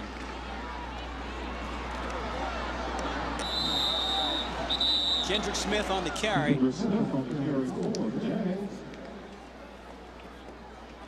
And this FAMU defense just starts to have the attrition factor. They've been on the field for quite some time, especially in this second half, because their offense hasn't been able to convert on first downs. I mean, on third down. They're 1 of 7 on third down conversions. That means your defense is going to get overworked, and you can't have a fatigued defense coming into this game against Southern University.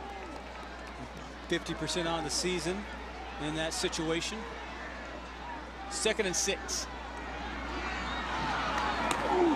Great defensive work for Florida A&M. Kier Hall was right there to greet Kendrick Smith. He sniffed it out and shut it down. Yeah, sophomore from Cocoa Beach. 3 interceptions coming into this game. Those 2 corners, they feel like they can match up in great man-to-man coverage at anybody at this level. And that allows FAMU to put a lot of blitzes and a lot of pressure because they feel like their corners can match up. And you can see these guys aren't just cover guys. They can also tackle extremely well. 5 for 9 on third down conversions are the Jaguars. And Lee's going down hard. Brian Parker gets to him for his 4th sack of the season.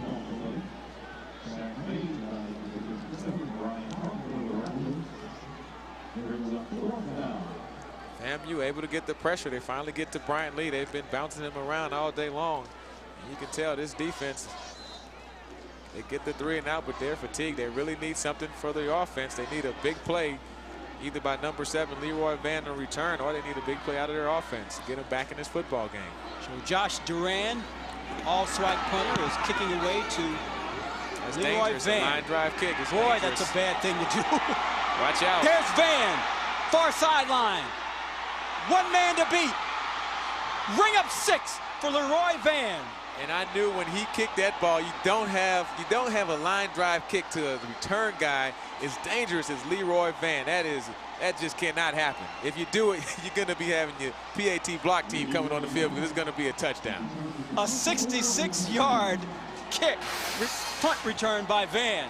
And that's all on the punter, because once they get this ball, look, the great blocks down the field by the FAMU return team, but still Leroy Van is too dangerous of a guy to give him a return kick. I mean, he's like, man, this is the easiest one I've had all year. His 4th return for a touchdown.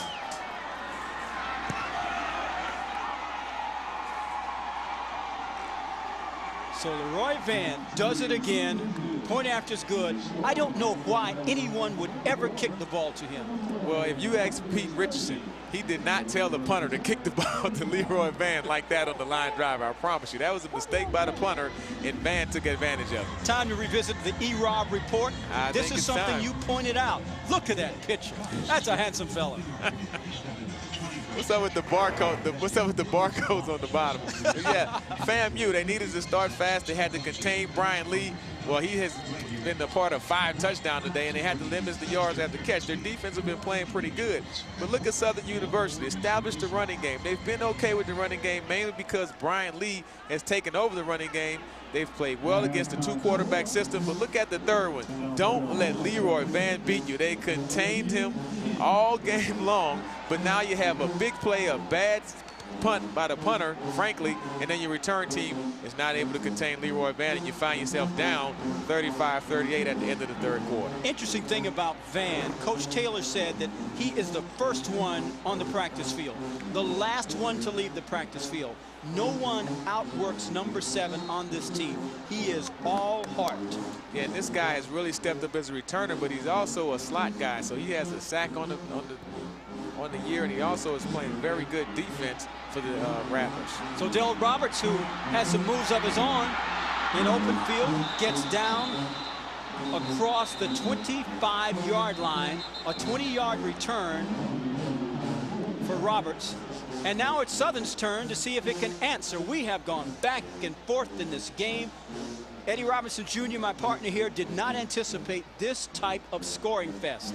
Well, I expected the offenses to play well. I thought both of these two defenses were hanging here just a little bit better, but obviously the thing we could not predict was all of the scores on special teams. We've had 3 block punts, punt return for a touchdown, a safety on one of those block punts. I mean, the special teams has been the big factor, and both teams have been good at it. Kendrick Smith is swallowed up by 6 white jerseys. Leading the way was Demetrius Lane. Series history here. Now, the last 2 meetings, so we should have known that that portended something. 50 points to the winner here in Baton Rouge. Yeah, absolutely right. I mean, these guys can put up some points. In the SWAC conference, I mean, they're known for scoring a lot of points. FAMU has always had big-time quarterbacks and receivers, so we shouldn't have been surprised with this scoring fest. Loss of 2 for the Jaguars on the play. That's Gregory. And just very good defensive work. And I think that punt return for a touchdown really energized this FAMU Rattler defense. They were playing very good in the first quarter or so. It didn't seem like they had a lull, that they kind of just got distracted a little bit. But after that big punt return, they're re-energized, and they're out there playing hard. Great stop on 2nd down. Now you force Southern University, you put them in a 3rd and long situation. 3rd and 11 to be exact for the Jaguars. Lee has time to throw and overthrows his intended receiver, who was Roberts. And Alvis Graham, number 41, did a good job from his linebacker position, dropping back in deep coverage, frustrating Lee, then give him a window to complete that pass. If you notice, Lee motioned in the direction of Roberts. I think he expected for Roberts to do a hitch across the middle and go. Yeah, he expected him to keep going, and he stopped. Because the linebacker dropped deep into coverage, he needed him to go to the next window, and that's where he should have went in that zone coverage, and he didn't. Now, do you think Durant is going to punt anywhere in the direction of Van this time? He better not come back to Pete Richardson's sideline if he does. Oh, it's a fake. What a gutsy call. Well, Pete Richardson pulls one out of his back pocket when we're all consumed with Leroy Van and what he may or may not do. A 12-yard pickup, and Toyin Akinwale comes up with a big play, and Josh Duran, the punter, getting high fives. Well, he redeemed himself after that last punt for a touchdown. Man, who runs a fake on their own 25-yard line? Only Pete Richardson can pull this off with great execution. Look at the stretch for the 1st down. I can play quarterback too, Coach Richardson. So Southern's drive remains alive. We're in the final seconds of the 3rd quarter.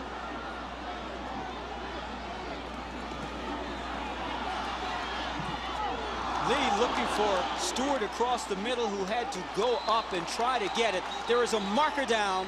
It appears as though there's going to be interference called on Florida A&M. Yeah, quite a few pass interference calls in this FAMU defense. They've been very aggressive.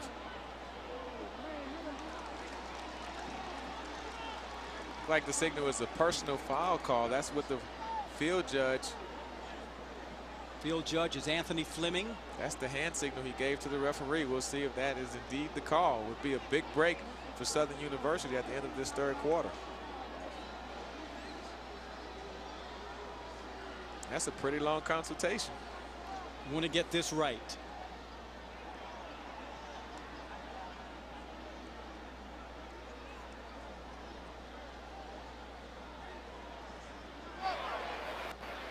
There's no penalty on the play. 2nd down. Hence the long deliberation. Yeah, and I felt like that was the call because the field judge was giving his explanation to the referee. Of course, the referee relies on the different members of his team to get the call correct. And he felt like under that situation, it should not have been a personal foul. That was the original hand signal that the field judge gave. And maybe that ball really wasn't even catchable. So that could have something to do with the deliberation and the decision not to make a call. Lee goes down on a sack. Brian Parker, his 2nd sack of the evening, his 5th of the season. And we are done with 3 quarters here in Baton Rouge, Louisiana. Southern University, led by Bryant Lee, has 35, but Florida A&M, led by Leroy Van, has 38. Hang on, an exciting 4th quarter when we come back.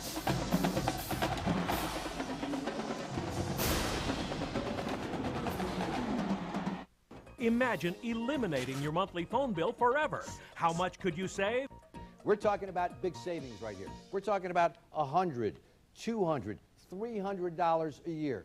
Did I get your attention? Let me keep going. How about $400, $500 a year? How about $600 a year? How about $700? 38-35, Florida A&M leading Southern as we are set to begin the fourth quarter here in Baton Rouge. That man, the coach, is Juan Vasquez, who has played a prominent role in this series, in particular last year.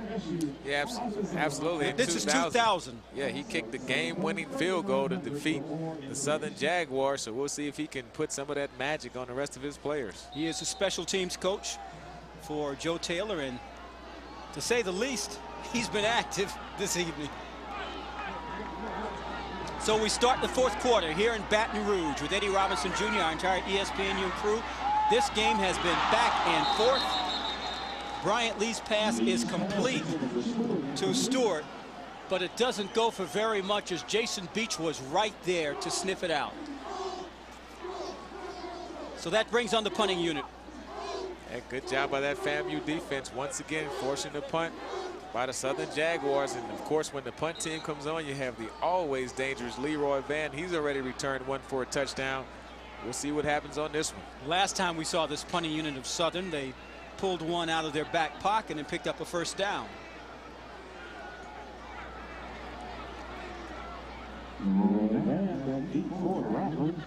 This time Durant kicks it away. Van will field it on the hop. Flags are flying, and he's still on his feet. Finally, he's grabbed and brought down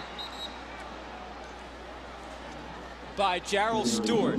He is such a very exciting, entertaining returner. I mean, every time you think you have him wrapped up, he makes something else happen. 44-yard punt. Block in the back, 14, return team. 10-yard penalty, first down. So Florida A&M will start deeper in a hole. There is the illegal block in the back.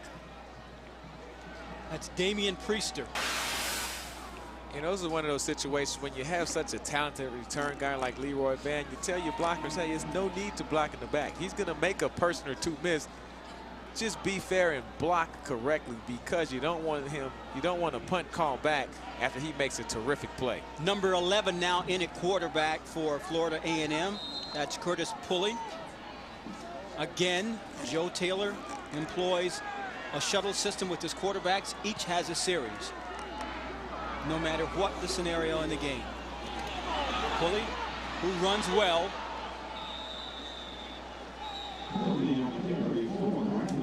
We'll see if Southern University, Pete Richardson, changes up his defensive scheme. They brought a lot of pressure on the last series. Of course, that was because Eddie Battle was in the game. Now, with a guy like Pulley that's a talented runner, you have to be careful if you're blitzing in a certain direction, because if he gets around the corner, he can really do damage to your defense. Pickup of 9 for Pulley.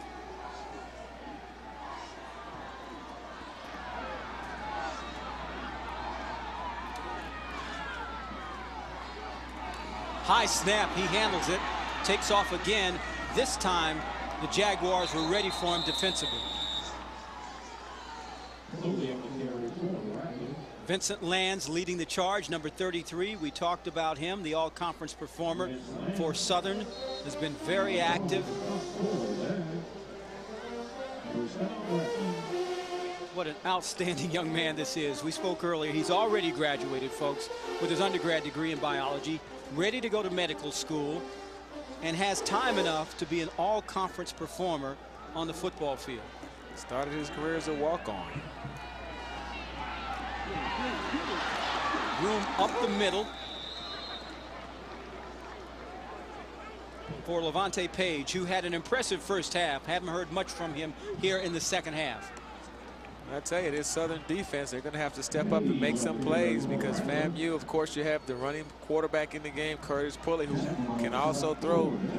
Trust me, Joe Taylor has no problem with running some time off of this clock with a strong running game.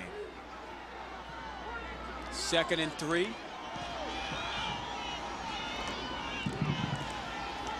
Pulley tucks it away, and he has the first down.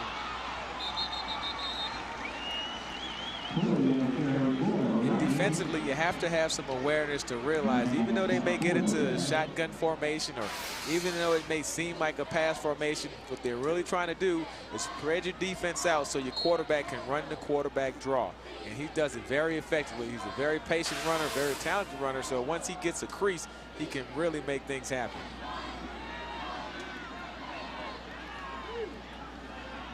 11 runs, 108 yards rushing for Pulley. Be a good time for a play action on first down.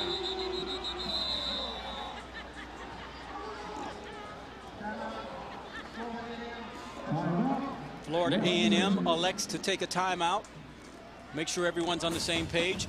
Get all your college football information on ESPNU Monday and Tuesday. First Monday at 7 Eastern, Lowell Galindo, Mike Gottfried, and Tom Luganville deliver Inside the Polls presented by 76.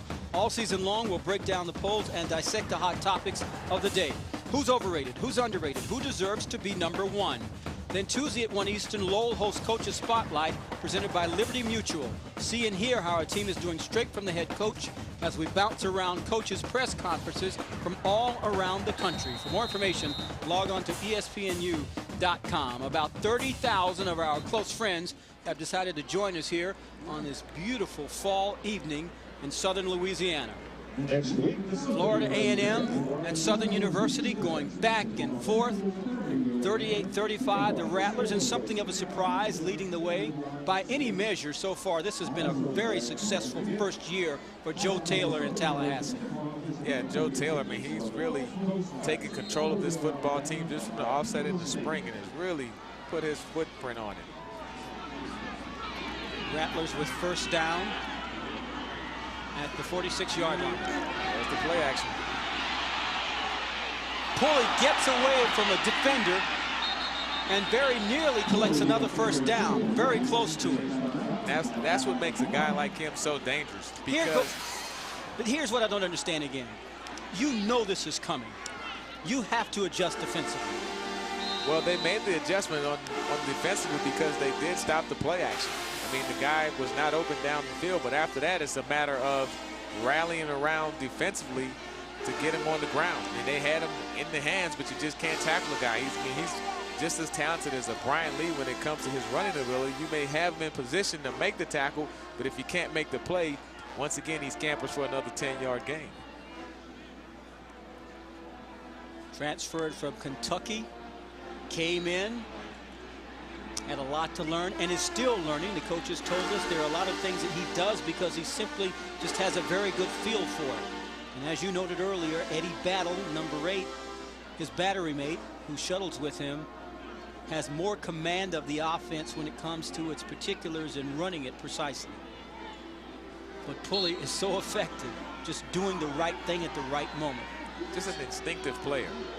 2nd and 1. Good time for play action. Here it is. Great defensive work.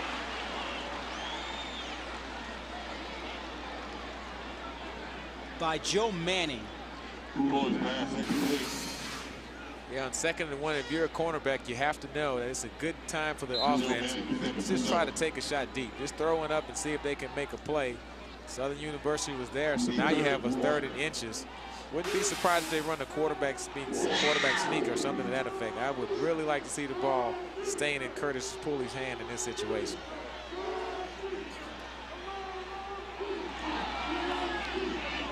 Eddie Robertson Jr. asked for it, and it is granted. Pulley picks up the first down for Florida A&M. This offensive line, they've had a couple holding penalties today, but overall they've been playing pretty well. Been blocking well on the running plays and letting the quarterbacks get time to pass. They've only given up 9 sacks coming into this football game. Anthony Collins, Robert Okafor, Steve Brazel, Kwame Akabili, and Javier Wallace. There, we call their names for doing a good job. Good job. They're moving the chains. 1st and 10 at the 42-yard line of Southern.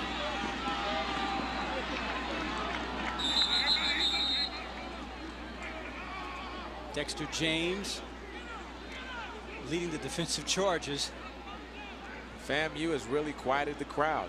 A couple good, strong running plays. Of course, Pulley pulling the ball down and making some big plays also. And Rushing yards for Florida A&M is one way to do that with 156 to 72. And the Southern defense, they'll have to step up and try to stop this running attack by FAMU, but also be aware that Curtis Pulley can still throw down the field. Pulley with 120 yards rushing this evening. Little razzle-dazzle from the Rattlers. He's open. Pulley's open. The quarterback with moves. He's going to ring up 6. Florida A&M pulling everything out of its hat. 41-yard play, and it's the quarterback on the receiving end of that score. Great call, and I'm going to tell you why. Because it was a very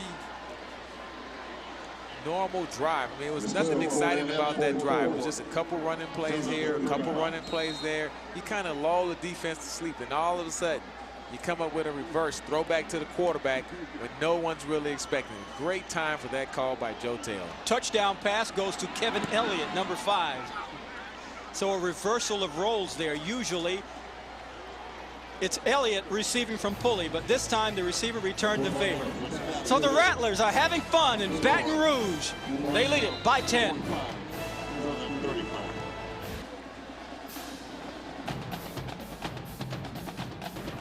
Big arms, a ripped chest, and cut abs with the perfect push-up. Now with free shipping. The perfect push-up works with the natural rotation of your arms and shoulders to maximize results and minimize stress on your body. With the perfect push-up, your hands, arms, and shoulders rotate 90 degrees, just like in a punch. All the energy of the push-up is captured and transmitted right where you want it, to the muscles. There's no wasted effort, just muscle-building movement. And as your arms rotate, you feel it work in your biceps, your triceps, your chest and abs, and your shoulders. Invented by a U.S. Navy SEAL and made with steel and a ball-bearing movement, it's the push-up perfected. So here's the deal. The perfect push-up is only 2 payments of $19.95. When you order, you Pulley, number 11, the quarterback, caught himself a touchdown pass. He's all smiles. Florida A&M leading Southern by 10. With 11 minutes remaining here in regulation in Baton Rouge. That last drive, 9 plays, 82 yards, 3 minutes, 43 seconds. And the receiver Elliott to the quarterback Pulley for the 41-yard touchdown play. There are a few Rattler faithful here who made the trip up from Tallahassee. Tell you what, they're being rewarded with a very exciting and energetic performance by FAMU Rattlers. I mean, they've had to overcome a lot. They've had 2 punts blocked, a safety, but they've also responded on special teams with a big return for a touchdown. Some very big offensive plays. It'll be interesting to see what Southern has left in its offensive tank.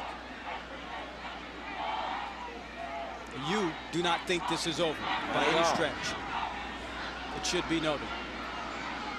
Roberts fields it at the 15.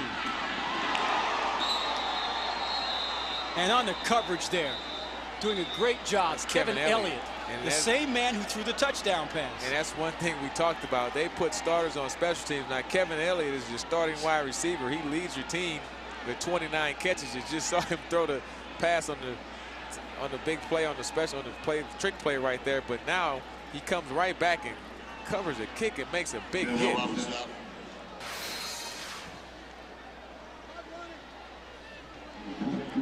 Wow. And that's good. I mean, you don't see many starting receivers covering kicks and making those type of plays, do you? Not often. Not after especially throwing a 41-yard touchdown on the previous play. So Bryant Lee and his Southern University offensive mates have to muster and get an answer.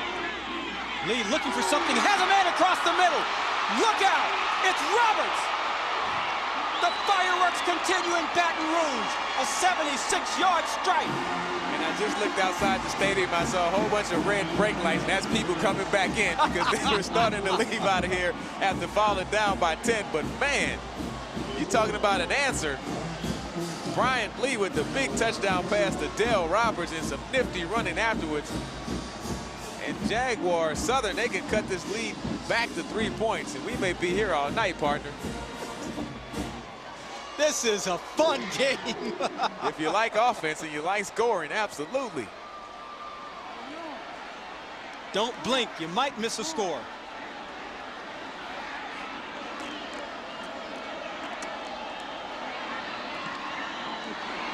Extra point from Durant is good. And the differential is just 3. 45-42, Florida A&M now leading with 10:46 remaining in the fourth quarter. Yeah, Pete Richardson wastes no time. Brian Lee, man, with the pass to Dale Roberts. One person had a chance to get him, but no, not today. 3 catches, 149 yards, and 1 touchdown for Dale Roberts and Brian Lee. What is that, his 4th touchdown pass today? He also has 2 running. That's one way to get it done. Southern University will not go quietly into this good Baton Rouge night. Here at Mumford Stadium, along with our entire ESPNU crew, Eddie Robinson Jr. and Dwayne Ballin, Florida A&M, and Southern University, one of the best rivalries in all of college football.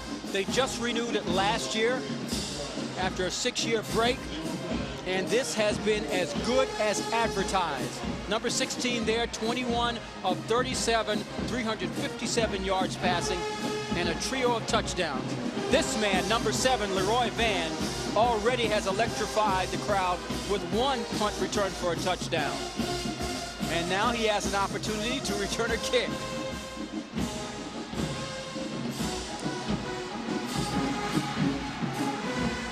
They kick it right to him. We'll see. He fields it at the 13-yard line, right up the middle. Oh, there he and goes. Finds a hole. There goes number 7. Up the sidelines, a man of a million moves is finally knocked out of bounds at the 29-yard line, a 60-yard return, and I ask again, why would you ever kick the ball to him? Well, ask me one more time. Maybe I can come up with an answer, because this guy is simply amazing. But a great job by the special team, and they're running that middle wedge to perfection. It's man on man, and once you get him into the open field, so dangerous, there's no way a kicker can take him down. He did slow him down and let the other guys catch him, but that is quite a returner that you have there in Mr. Van. And folks, this is just not a return man. He's one of their top defensive players, one of their top tacklers. He is active on every aspect of the field when he's out there. Come on, Kevin! Flags come down. Curtis Pulley, number 11, is the quarterback for Florida A&M. Early indications are the infraction was committed by Florida A&M. Block in the back, 61, offense, 10-yard penalty, repeat first down. That's going to go against Javier Wallace, the junior offensive lineman from Austin, Texas. Jaguar fans, don't forget Tavis Smiley, number 7. 10 penalties, 108 yards for Florida A&M so that's far. a spot foul, so now to make it 1st and 11. So not too damaging from a penalty standpoint for FAMU Rattlers on that play.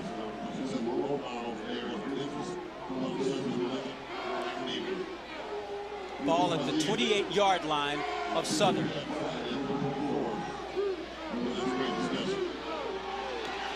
Pulley does like to run, gets away from a defender. There is a marker down in the backfield. Pulley scores, but it may not count. Now, one thing we didn't notice, partner, is that it should have been Eddie Battle's turn to come in here for his possession, but now they stay with Pulley, who's been a hot guy, mainly because of his legs. So that going every other quarterback, sometimes you got to go with who's cooking.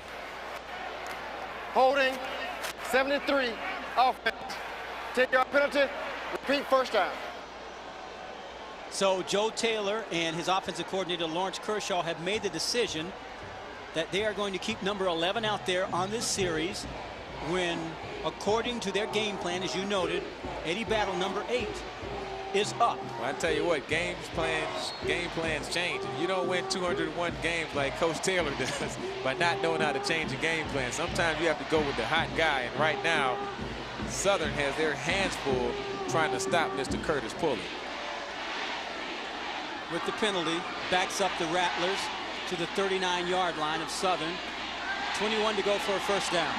Pulley's going to the air, has a man open. Touchdown, Florida A&M. Right back at you, 39-yard strike. Curtis Pulley doing it on the ground and now doing it in the air. He throws a touchdown. He also caught a touchdown. And now Adrian Smith with his second touchdown on the day. What an offensive explosion by both of these football teams. It's funny because just a few moments ago, I thought in the third quarter that we had settled in the early part of the fourth quarter and we were going to have a more conventional game where they slugged it out. Well, it was like that for maybe a series or two, but once they came back with the play that went back with the pass to Curtis Pulley, now it's wide open once again. Curtis Pulley does it this time by air. 6 more for Florida A&M.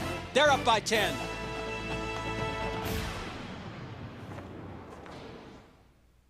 Make a U-turn as soon as possible. Make a U-turn as soon as possible. Okay. Turn right. ESPNU College Football Prime Time is presented by Citi. Whatever your story is, your Citi card can help you write it because Citi never sleeps. And apparently neither does the offensive unit for Florida A&M. The Rattlers have rung up 52 points against Southern, but the Jaguars, not to be outdone, have 42. Curtis Pulley doing it on air, on the ground.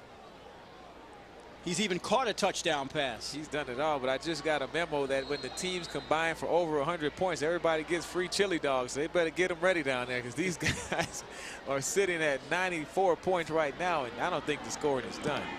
Dale Roberts, another dangerous return man, fields it at the 8-yard line for Southern. Up the sideline and runs out of real estate. 32-yard return. So now Bryant Lee, number 16, will lead the Jaguars offensive unit back out onto the field. They're down by 10 with 9:50 remaining in regulation. Well, like I said when we were at this point 5 minutes ago, I still don't think it's over. I think Bryant Lee, from what we've seen today, why wouldn't you think he can come out here and put a couple more points on the board? But Southern University just hasn't been able to play enough defense to give the Jaguars the edge in this game. Lee having an exceptional night, 356 yards passing. Career best is 373. Miscommunicates with White, but there's a good chance that Lee is going to set that career passing mark tonight. That last drive by Florida A&M, 2 plays, 28 yards, 38 seconds, 39-yard pass play to Smith from Pulley, and that was after 20 yards of penalties. Yeah, of course, that was set up by the big kickoff return by number 7, Leroy Van. He's been a factor today, and he's also been playing pretty good on defense. I mean, this guy's just a pretty good all-around player. You know, if you're Bryant Lee there, number 16, you're thinking, I can keep answering, but they have 2 guys they're throwing at. High snap. Lee tucks it away and is going to run with it. Eludes one defender, has a first down, still moving, and is knocked out of bounds by Leroy Van, and flags fly. Yeah, but you know what? He was still in bounds. Bryant Lee did not clearly go out of bounds, so I think that hit was a warranted hit. 14-yard pickup on the play. Face mask is the call. Face mask was the call, okay. Well, now that is illegal. You can't do that. Face mask, 97 defense, 15 yards. First down. So Kendrick Washington, the sophomore from Sebastian River, Florida, got his hand in the wrong place. Bryant Lee's just doing a good job of weaving through traffic, and you can see here at the end of the run, right there. And he actually uses the tackle with, so that's definitely a 15-yarder. Penalties 12 for 133 yards for Florida A&M, just 4 for 25 yards for Southern. But A&M leads. That's Javaris Stewart with the catch. Another first down for Southern. Yeah, Jamar Stewart, this guy's been the big play receiver all year long for Southern. He's been kind of quiet in a huge scoring game. You would think he would have done more. Came into the game with 39 receptions and 8 touchdowns, leading the conference. Look for him to make some big plays before this game is over. A lot of time left for this Jaguar offense. 13-yard pickup for Bryant Lee and his teammates. They trail it by 10. We're approaching the 9-minute mark. Lee under pressure, gets it away to Stewart again. This time, great defensive work. Greg Harvey was right there. That was one of the keys to keys of the game to FAMU's defense. They had to tackle well on the edges because Southern has a number of receivers that will make 5- and 10-yard catches turn into 70- and 80-yard touchdowns. So they've been doing a very good job of making tackles on the perimeter of the defense when the Jaguars try to pass it out to those very talented wide receivers. Actually, a loss of a couple of yards. Ball at the 20-yard line, 2nd down. Lee has a man open. That's Kendrick Smith, the running back out of the backfield. Florida Pickup A&M, of 13. Yeah, Florida A&M just a little bit too soft in zone coverage. I mean, they're dropping back and they're taking away the deep routes. Yeah, look at Lee here. He looks left, he pumps little, he looks right, then he goes and makes the right decision and finds a wide open Kendrick Smith coming out of the backfield. When you have a talented guy like Brian Lee, he's going to find an open guy. You can't just sit back in zone coverage. He'll make the right decision. Good enough for a 1st down. 1st and goal at the 8 for Southern. Lee keeps it. What a determined guy. Heck of a run. Right down to point-blank range. Setting up 2nd and inches for Southern for 6. This kid will give up his body for the program. He plays at a very high level. Just an ultra-competitive guy. Not a rah-rah type player. Just leads by example. Came into this game 5th in rushing. And now he has career highs. You saw the numbers. 380 yards passing. They keep it on the ground on 2nd down. And the Florida A&M defensive unit, which at that very spot earlier in the game put up a 4-down goal line stand, is looking to do it again. Yeah, they played tough all game. I mean, the score may not indicate it, but these guys have been playing some very tough football. We'll see if they can stop the Jaguars once again on the 1-inch line. You have to keep the ball in Brian Lee's hand, in my opinion. So that's your call, Coach Robinson? Oh, quarterback sneak. 3 times in a row. 2nd man through. Kendrick Smith does not get into the end zone. That's a great defensive play by FAMU because it looked like he had an opening, but they closed fast to the hole. There is a player down for Southern. Look at Wilder coming downhill. Man, what a great tackle on him, number 44. Denying Southern once again on 3rd down, and it seems like the Jaguars have an injured player. Indeed. Miles Williams appeared to injure a lower extremity. Williams, a senior from Morristown, New Jersey. Right tackle. This may be the ball game because you're down by 10 points if you're Southern.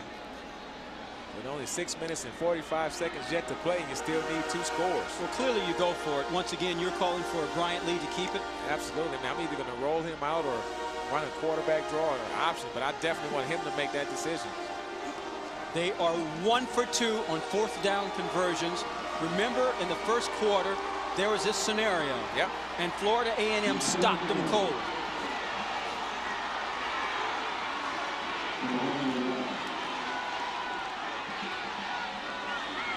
Can Southern get back into the end zone and keep this seesaw affair going?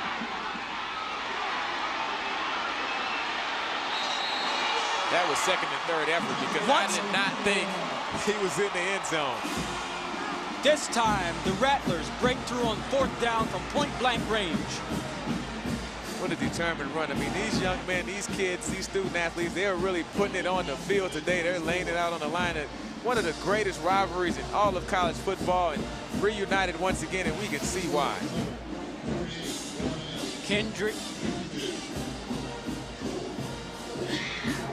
That was number 38, Alvin Fosselman. Alvin Fosselman, who's 5'10", 265 pounds. So you can understand why he was put in for that play. Only had 2 rushes coming into this football game.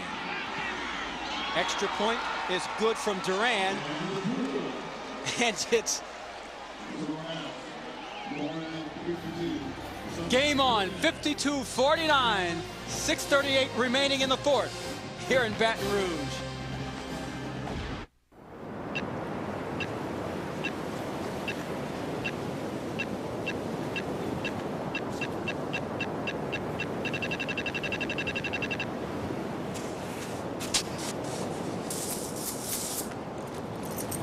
Sunday, live Sunday, October 26th on the Right TV pay-per-view.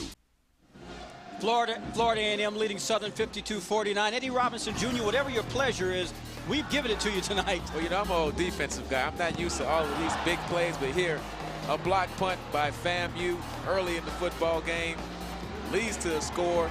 Southern not to be outdone. Hey, we're going to block your punt too, and we're going to get 2 points out of it and get a safety. And then Brian Lee throwing a very rare interception for him. He only had 2 coming into this football game, and then Mr. Leroy Van. He's definitely put his footprint on this football game. You kick me a line drive punt, I'm going to take it right back into your living room for the touchdown. The Jaguars, they come back. Pete Richardson on his own 20-yard line on 4th down. He fakes the punt and gets the first down.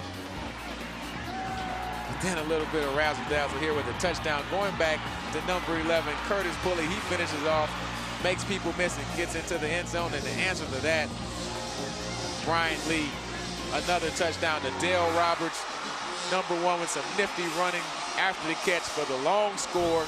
Southern Jaguars answer, and that leads to a 52-49 score. They've combined for 101 points tonight. You ever seen a game like this? And we're not done yet, partner. Leroy Van is back there, number 7. Don't kick it to him. They squib it. There you go. He still gets it. He still gets it. Right up the middle of his face. And he's whacked.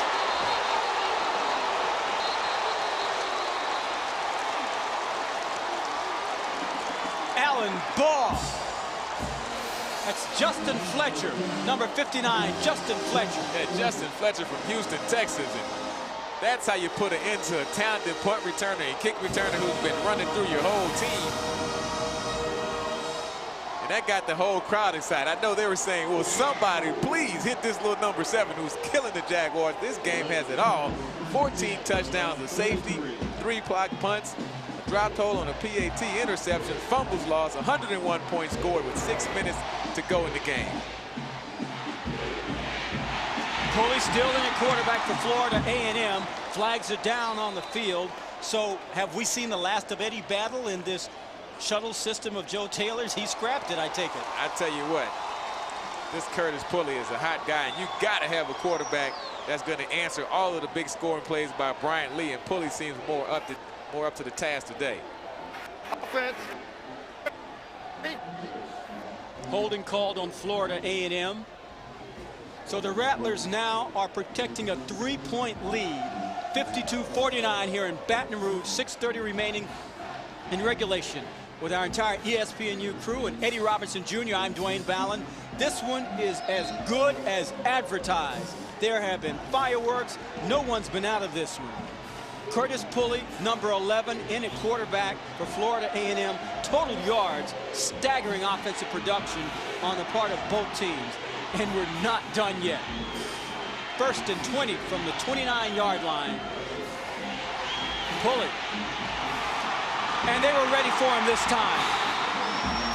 The Jaguars defensive unit was ready. Dexter James, big number 70, leading the way. Yeah, and 71, Joseph Selders. This guy has just played a whale of a football game. He's been running out on wide receiver screens. He's been making stops up the middle. This guy is 6'2", 318. A nice, cool night like this, he can run all night, and he's been making plays. So Eddie Battle, number 8. Is he done for the evening? If so, those are his numbers. We told you earlier that they rotate every series quarterbacks. But the last few series, number 11 has been the man, Eddie Robinson Jr. Yeah, I mean, you got to go with the hot guy.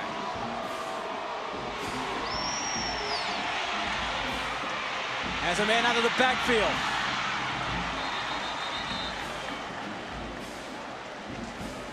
That's Philip Sylvester. Yeah, and Glenn Bell was there defensively for Southern. Philip Sylvester, he hasn't been used a whole lot tonight, but man, look at the speed of this guy. It's a lot of speed down in Florida. The guy, he turns that corner, good blocking downfield, and he's a step away from breaking that one.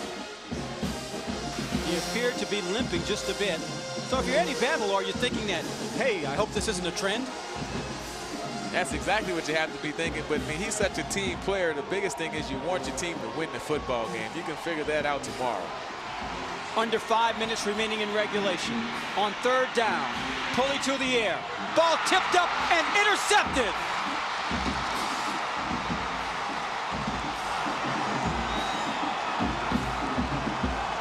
John Malveaux, the all-conference performer, comes up with the pick. I tell you what, the Jaguar faithful, the human jukebox playing in the background, they're excited. Curtis Pulley, his first real mistake of the day. He surveys the field and he double clutches and he throws it behind the receiver. He had the guy open. With the double clutch, you draw so much attention. And Jonathan Malveaux, great job of picking off that ball with the interception. And the Southern Jaguars are in business once again. I got to tell you, folks, a few moments ago when it was 52-42 Florida A&M, my partner here told me this game was not over, and don't be surprised if Southern comes back and wins it. Left side on the ground.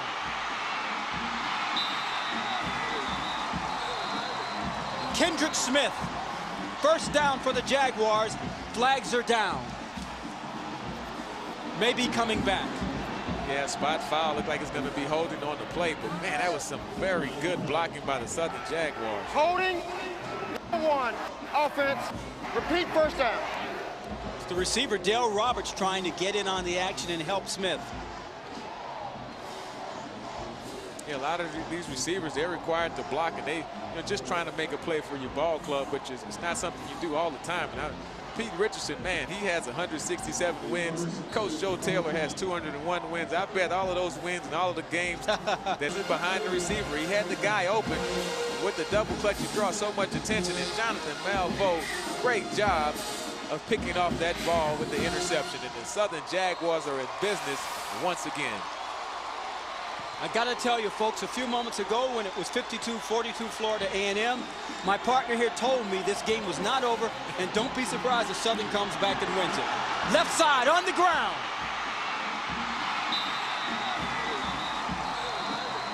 Kendrick Smith, first down for the Jaguars.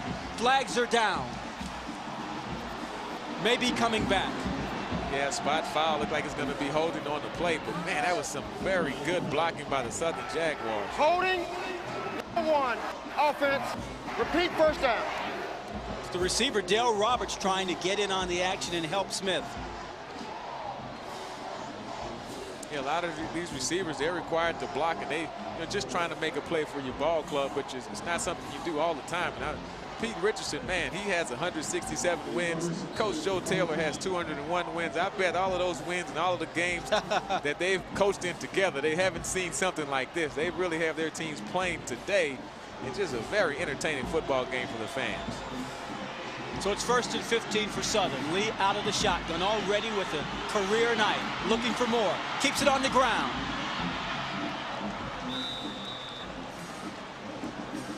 Brian Parker tracks him down. I think that's the difference when you look at a Brian Lee compared to both of the quarterbacks, Curtis Pulley and Eddie Battle. Here's a guy that can do it in the air and on the ground. You don't have to go with one guy to the other. If no one's open downfield, very effective runner, Brian Lee. 2nd and long. Lee with time, has a man across the middle. Touchdown!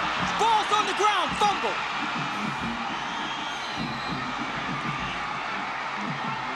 Florida A&M dodges a bullet and recovers a fumble.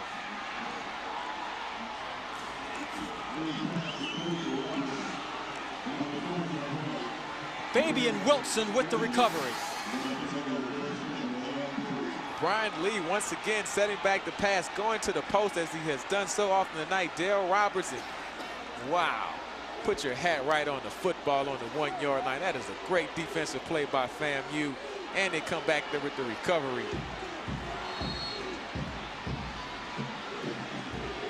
These guys are playing some lights out, rock'em sock'em football. But now FAMU is pinned back in their own end zone at the 3-yard line. So Florida A&M with Pulley at quarterback still, gets the ball deep in its own territory. 3:25 remaining in regulation. The Rattlers hanging on to a 3-point lead. they dodged a bullet there because Roberts' momentum was carrying him into the end zone. Yeah, but it was just a huge defensive play by FAMU. This defense has been stepping up. They had the goal line stand. They've got some turnovers. Look at Curtis Pulley's numbers, 12 of 15, 162 yards. And also 14 carries for 117 yards, not to mention he's also caught a touchdown. You think he'll be in the whirlpool tomorrow? Second down and 12. Watch for the quarterback draw. As the tight end, Taj Jenkins, across the middle, a bit of breathing room. Third down and short for Florida A&M. Well, actually, relatively short, looking at about 2 yards. But that was a huge play. I mean, that throw and catch, it gives you some breathing room out of your end zone. Now you have your offense opened up. You have a guy like Curtis Pulley. You have the run pass option. You can run quarterback draw. You can drop him back, or you can hand it off. Jaguar defense has to be prepared for everything in this situation. What are the chances number 11 will keep it and run? If I'm the coach, he keeps it. Second man through. He didn't get the first down. Southern's defensive unit steps up to the task.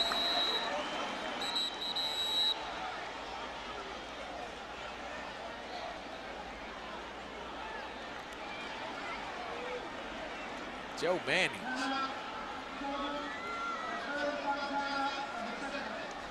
Now, why is Southern taking a timeout there? Well, they're just trying to stop the clock. We only have 1:54 left, so they don't want. Now, why is Southern taking a timeout there? Well, they're just trying to stop the clock. We only have 1:54 left, so they don't want FAMU just to let that clock run. They want as much time as they can.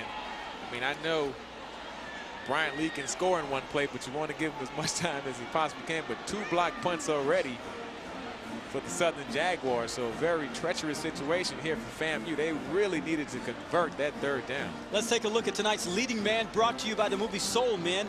And there are a lot of candidates, but it's number 16, Bryant Lee. Absolutely. I mean, how can you go with anyone else but Bryant Lee? You see the rushing touchdown here once again.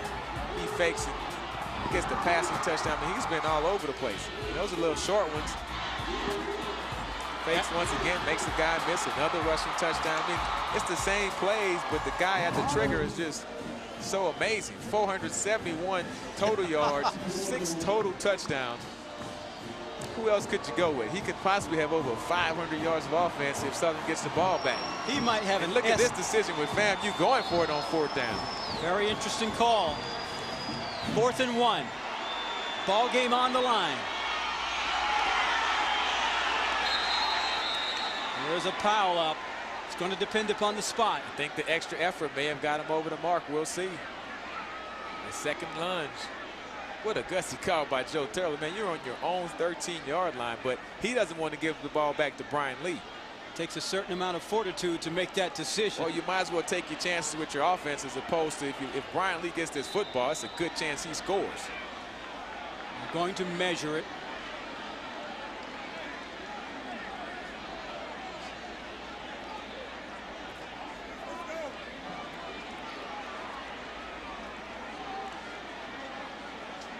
And this is the ball game, Southern. There's no timeouts.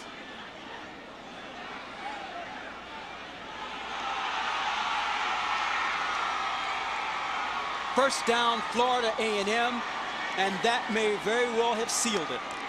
What a gutsy call. But you know what? I like Joe Taylor, and I like him making that football call because you've already had 2 punts blocked.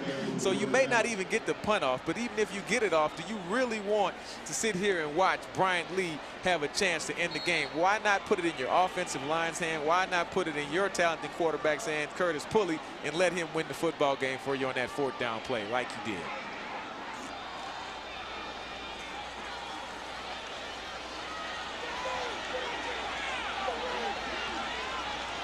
Pulley under center. Second man through is stopped. And now it's a matter of the clock just winding down. Nothing Southern can do about stopping the clock. What about that big defensive play by this FAMU defense? Turned out to be the game winner when Dale Roberts had the go-ahead touchdown at the 1-yard line. You're talking about putting your hat on the football. making a play for your team to win your ball game on the road. Man, what a great game and a great effort by both of these football teams. Barring a Meadowlands nightmare, Eagles and the Giants. And I don't know why they're not taking the knee. We're not even going to ask that, but Southern will drop to 4-3. Florida A&M will improve to 5-2.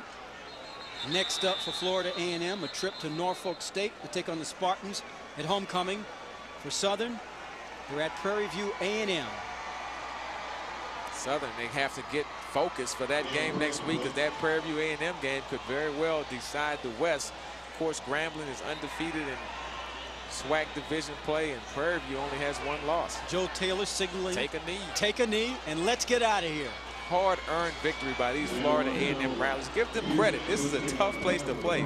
Coming on the road in a great tradition that has been renewed, and man, I hope they can play this game every year. Rattler football, folks, is back, and Joe Taylor is leading the way.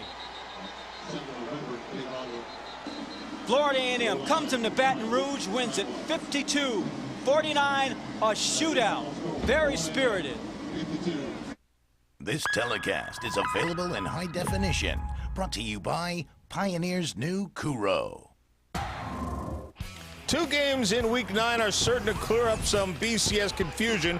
Ohio State and Penn State, winner might take all and more in the Big Ten. And how about Texas and Oklahoma State in the Big